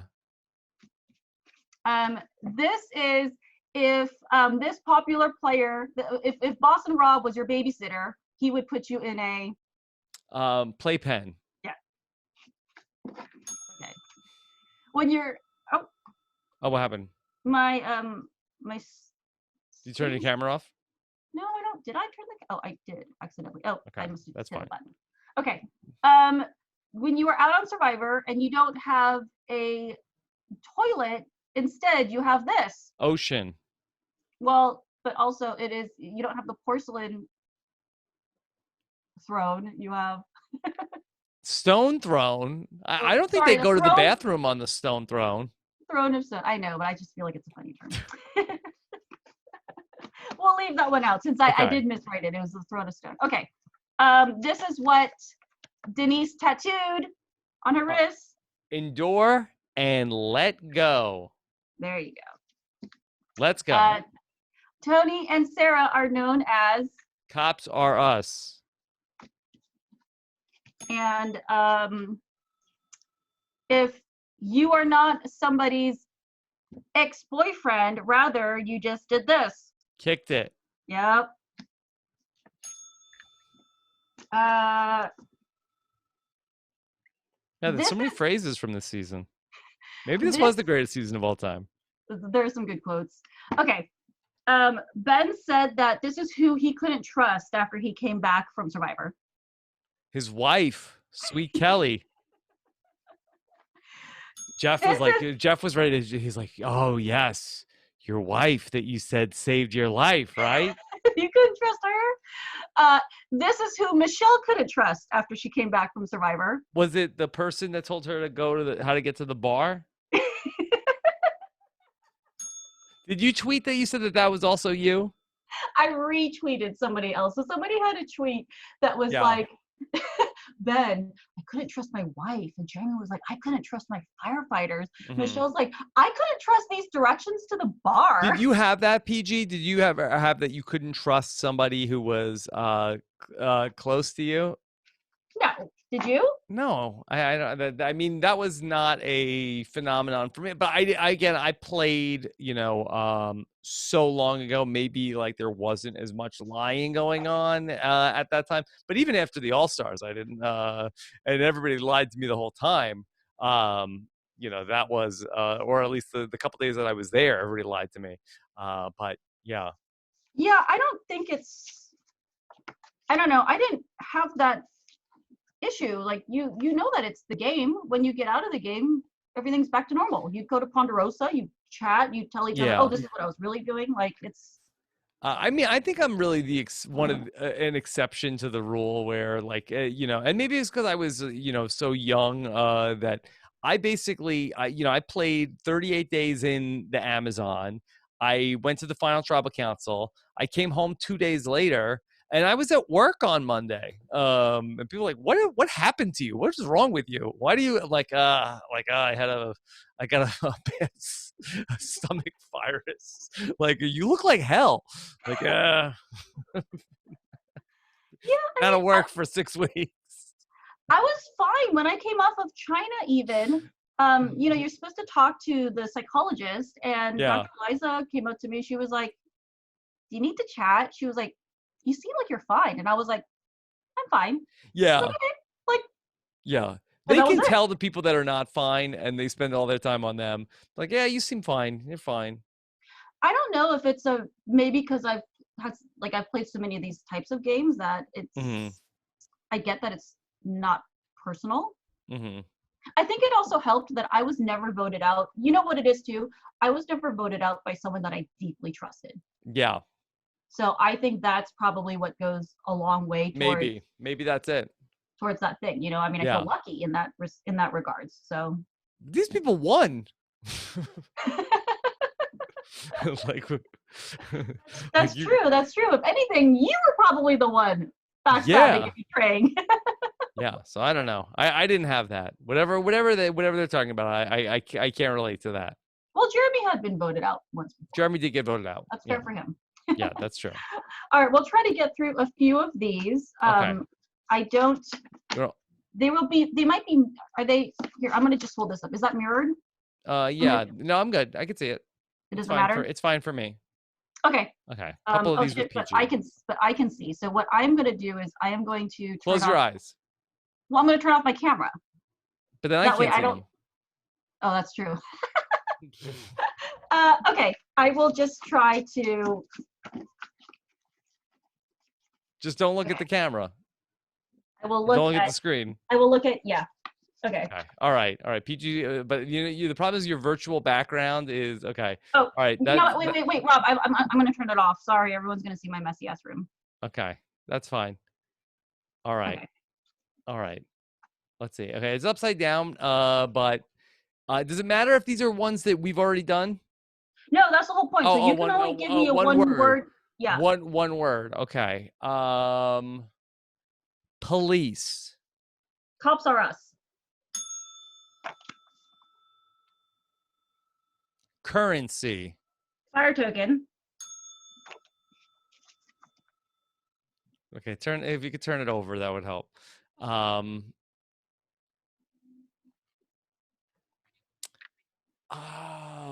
word for this.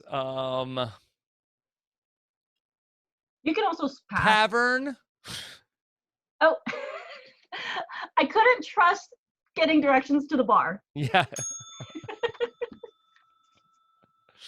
Okay. Let me know if you need.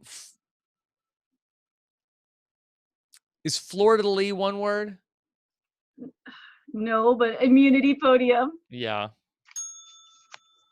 Okay. Can you turn it over with this? Okay. Parvati. There's more game bubbling under the surface. Yes. Okay. And calendar. 9 days equals 2 weeks. Yeah. um Peih-Gee. What? Oh man.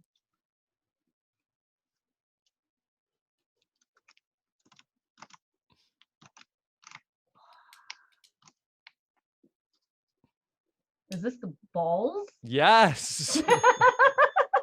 The quote that you made up. Yeah. Players having to carry 2 large balls, a pair of balls through a challenge. Okay. Wendell. Kicking it. Yes.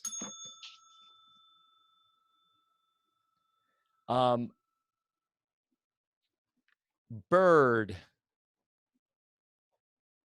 Spy nest. Yes. And wardrobe.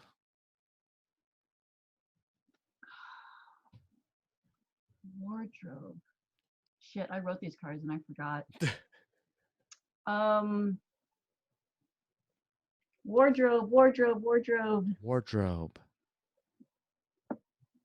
Oh my god, why can't I remember? Which of the cards had to do with somebody's wardrobe?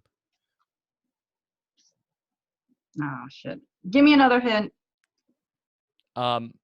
Jeff. Oh. Yes, I need this win like Jeff needs a blue shirt and khakis. That's right. I can't believe I forgot Okay. that. Oh man. All right. And then spouse. Oh, Ben can't trust his wife. Yes. There's only 2 more. We're almost. Okay.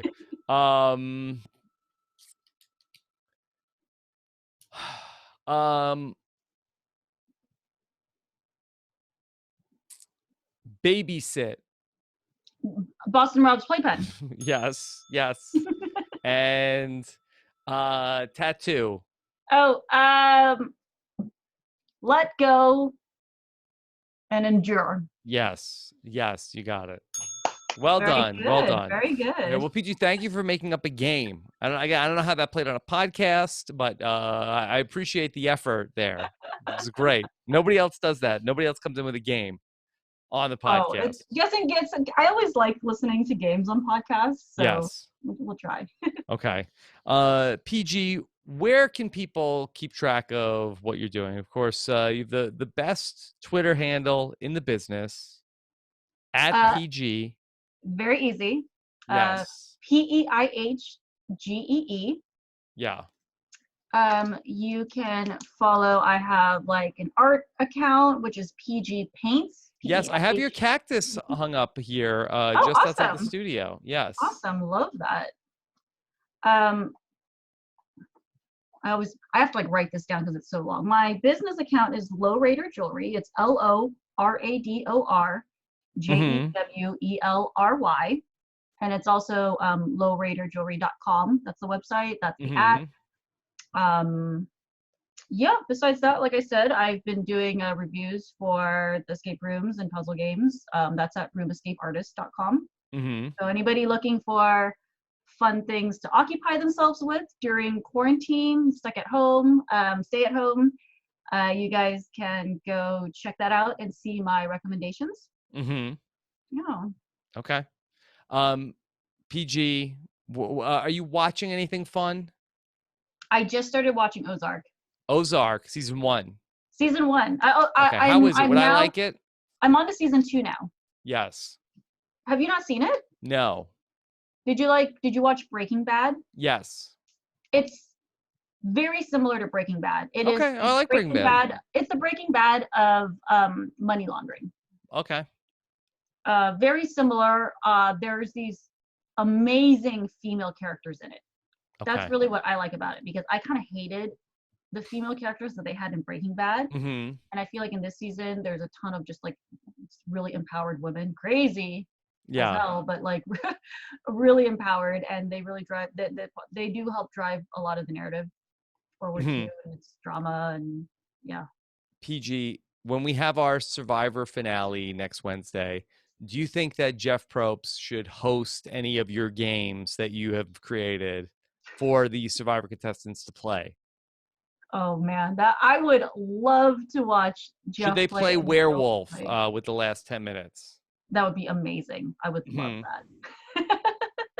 Who would be the best? Who's the best liar? Who's the best at spinning stories? I feel like Sarah. Rennie. Sarah. Sarah's really good. Very subtle. Hmm. Yeah. I kind of feel like the werewolf would throw Tony off. There is an inherent type of logic to it too. So somebody who's really, I think, strategy oriented would do really well. You know what I'm bummed about is like I know we're gonna have like a big Zoom finale, which is gonna be fun. But I'm bummed that there's not gonna be like parties. Yeah. Should we have a Zoom finale party where everybody that was going to go to the party just gets on one Zoom call? I was kind of thinking about that, like, Yes. or like at least to be able to watch it together or like hang out. I don't know how that would Hmm. work, but it is bumming Yeah. me out that we don't have that for this season. Would have been wild. The Would have been a season of wild all time. seasons. I know. Everyone's gonna fly in for it. I know. You know, Survivor. Well, they got to do Survivor 50 now.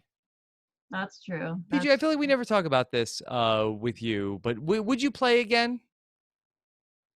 I mean, I would. Yeah. Yeah, sure. Sure. Like Why not? Right? you would. I go back and forth. I mean, I think it would be fun to go do it. Like the idea of going to do it would be fun. But then when I'm getting voted out on like day 6, that would not be fun, and I would regret it, and I would be bitter, and I would be sad. I wouldn't regret it, but I also there's a part of me that feels like have I lost my edge because I watched the Yeah, way this gameplay goes and I realized I'm old school. yeah. Like I have these kind of old school ideas of how I would like Survivor to be played. I don't like this chaos. I don't like Hmm. the changing alliances Yeah. so What easily. You know what what I I mean? don't care for, especially is the part where, I like the part where like, oh, they take my picture and then the cast comes out and everybody says I'm gonna do good. But then what I don't like is the part where then I actually do bad and then everybody then talks about how like, oh, I guess he's not as smart as he thinks he is. I guess he's a big stupid idiot. And so that's the part I don't like where everybody votes me out. You don't like the part where everyone calls you a stupid idiot? Like that's the best No, part. no, I don't like that part. So I haven't really cracked the scenario where I think I do well, and then like it's fun. Yeah, and I realized like I don't even when I went back, sometimes I feel like I don't know that I like being in the position of power or like it's like too many options. I think we talked about this. I like playing almost I prefer playing as an underdog, even though it sucks, because it's Mhm. fun knowing that you don't have any choices. So you're gonna do the wild shit. And those are Yeah. a lot of times these big moves. And I don't think that people that are safe or in positions of power get enough credit when they do a big move because it's scary. If Mhm. you're already doing well, it's a scary thing to rock the boat. You know Yeah. what I mean? Like, because you don't know how that's going to turn out. Whereas when you're underdog, you got nothing to lose. What do you got to lose? I'll, Sure. I'll, I'll aim for a Tony because I'm on my way out anyway. Like, you know, Mhm. Yeah. you know, Well, PG, thank you for spending so much time with me this afternoon. This was so nice. a pleasure as usual. It's always fun. Yes. And the next time we do this, like I want to see you back in person. In the studio, yeah. Yes. We'll I get hopefully things. it'll be soon. Yeah, I hope so. I hope so. That what do you think when do you think Survivor is going to be back on the air? On the air or when they're gonna No, when do you think film? that the next season of Survivor will be airing what month? Oh God, I have no idea about schedules. It's supposed to be. Let me see here. We're in the May, so the next one should be Should starting. start September. September Sep- 2020 would be when traditionally Survivor 41 would have started. they've already finished filming 41, right? No, they didn't film it. Oh, okay. I don't know why I thought that 42 is the one that they had to cut. No, they were going to film 41 and they canceled it and they said, okay, well, we'll film it in May, but they didn't film it in May. So Was it? Did it even start and they had to no, recall people? no, It just Amazing hadn't. Race started and they stopped it. That's right. That's Yeah. right. So 40 is the last season that's been filmed. Yeah. Wow, that must suck for the people that are already cast. They were cast. They were ready to go. And then they told them not to go. They might But be watching this podcast. actually, in a way, isn't that good because they have extra time to prepare? Yes, and then they get to see. I think that for the overall for the franchise, in terms of watching how the fire tokens played out and stuff like that, people can come in to a new season and see, like, oh, okay, I know what I'm going to do with fire tokens. So I do think that fire tokens, if they come back, and which I think they're going to, can make a leap into the next season. Yeah. So I heard a little tidbit about the fire tokens, and when Yeah. this idea first got kind of brought up, um, somebody I don't want to like I don't know how secret this is supposed to be. I don't think it's a big secret, but Yeah, it might be a with the mutual friend of production ours. thing. Yeah, Mm, or maybe no, not. Okay, I don't think so. okay. Um, but anyway, like they said that they ran simulations of how all the different scenarios that could be affected by fire tokens and all the different things, like thousands and thousands of them, like a real nerdy kind of Mm-hmm. thing to do. And that was part of a like part of a kind of a present, not a presentation, but like someone had been like, look, Jeff, I ran all these simulations and all these different permutations of scenarios of how a currency could affect the game. And so Yeah, I think that the production did take those kinds of things into account before they decided to do this. I'd also heard that they were keeping track. There's obviously somebody in production that keeps track of how the fire tokens change hands, who has what, yes. and it was something like, I don't know, like an 80-page document. Like, so I feel Wow. like there may be more interactions with these that maybe we don't even see. Yeah, makes sense. So it's All right, we'll see. We'll see what happens I'm in the future with the fire tokens. well, I'm interested to see how they work in a game where it's not being affected by people from an edge of extinction. Yes, yeah. I think it will be fine. I don't think you need the edge of extinction. Yeah. Sorry to get on a tangent. You're trying to like, get off on like Yeah. I just found that whole like No, scenario I mean I very think that the fascinating. the future of fire tokens is bright. Tell me what you think about this. That I was talking with Stephen about this last night. Of that should the fire tokens should accumulating fire tokens at the end of the game help you win? Should that matter? Whereas if you came into the final five now and I have 8 fire tokens, shouldn't that be something that is going to give you a better chance to win? Yeah, If not, what was the point? yeah, absolutely. Like you should be able to. It sucked that people are really, the players in the game can only use the game tokens if they're offered the opportunity by someone at edge. Yeah. So there have to be this whole confluence of events in order for you to benefit from your accumulated fire tokens. So someone that you are aligned with has to be the one to get that advantage out there on the edge, right? So you have Mm-hmm. to have an alliance on the edge. That alliance member has, or that friend has to be the one to get the advantage in the first place. They have to then pick you to be the one to receive this. And on top of that, you have to have had enough tokens. It is, you know, It's wild. it's wild, and a lot of it is kind of based on luck. So I feel like if someone's worked so hard to get these tokens and they don't ever get offered the Yeah. opportunity to spend them, it's kind of tough. Yeah. Okay. We'll see. We'll see what the future holds for the fire tokens. All Yeah. right. Peih-Gee, thank you so much. Thanks for having me. It was so good chatting with you, Rob. Okay. All right. And hopefully we'll get to do it again soon. Yep. Everybody stay safe out there. Okay. Let's stop.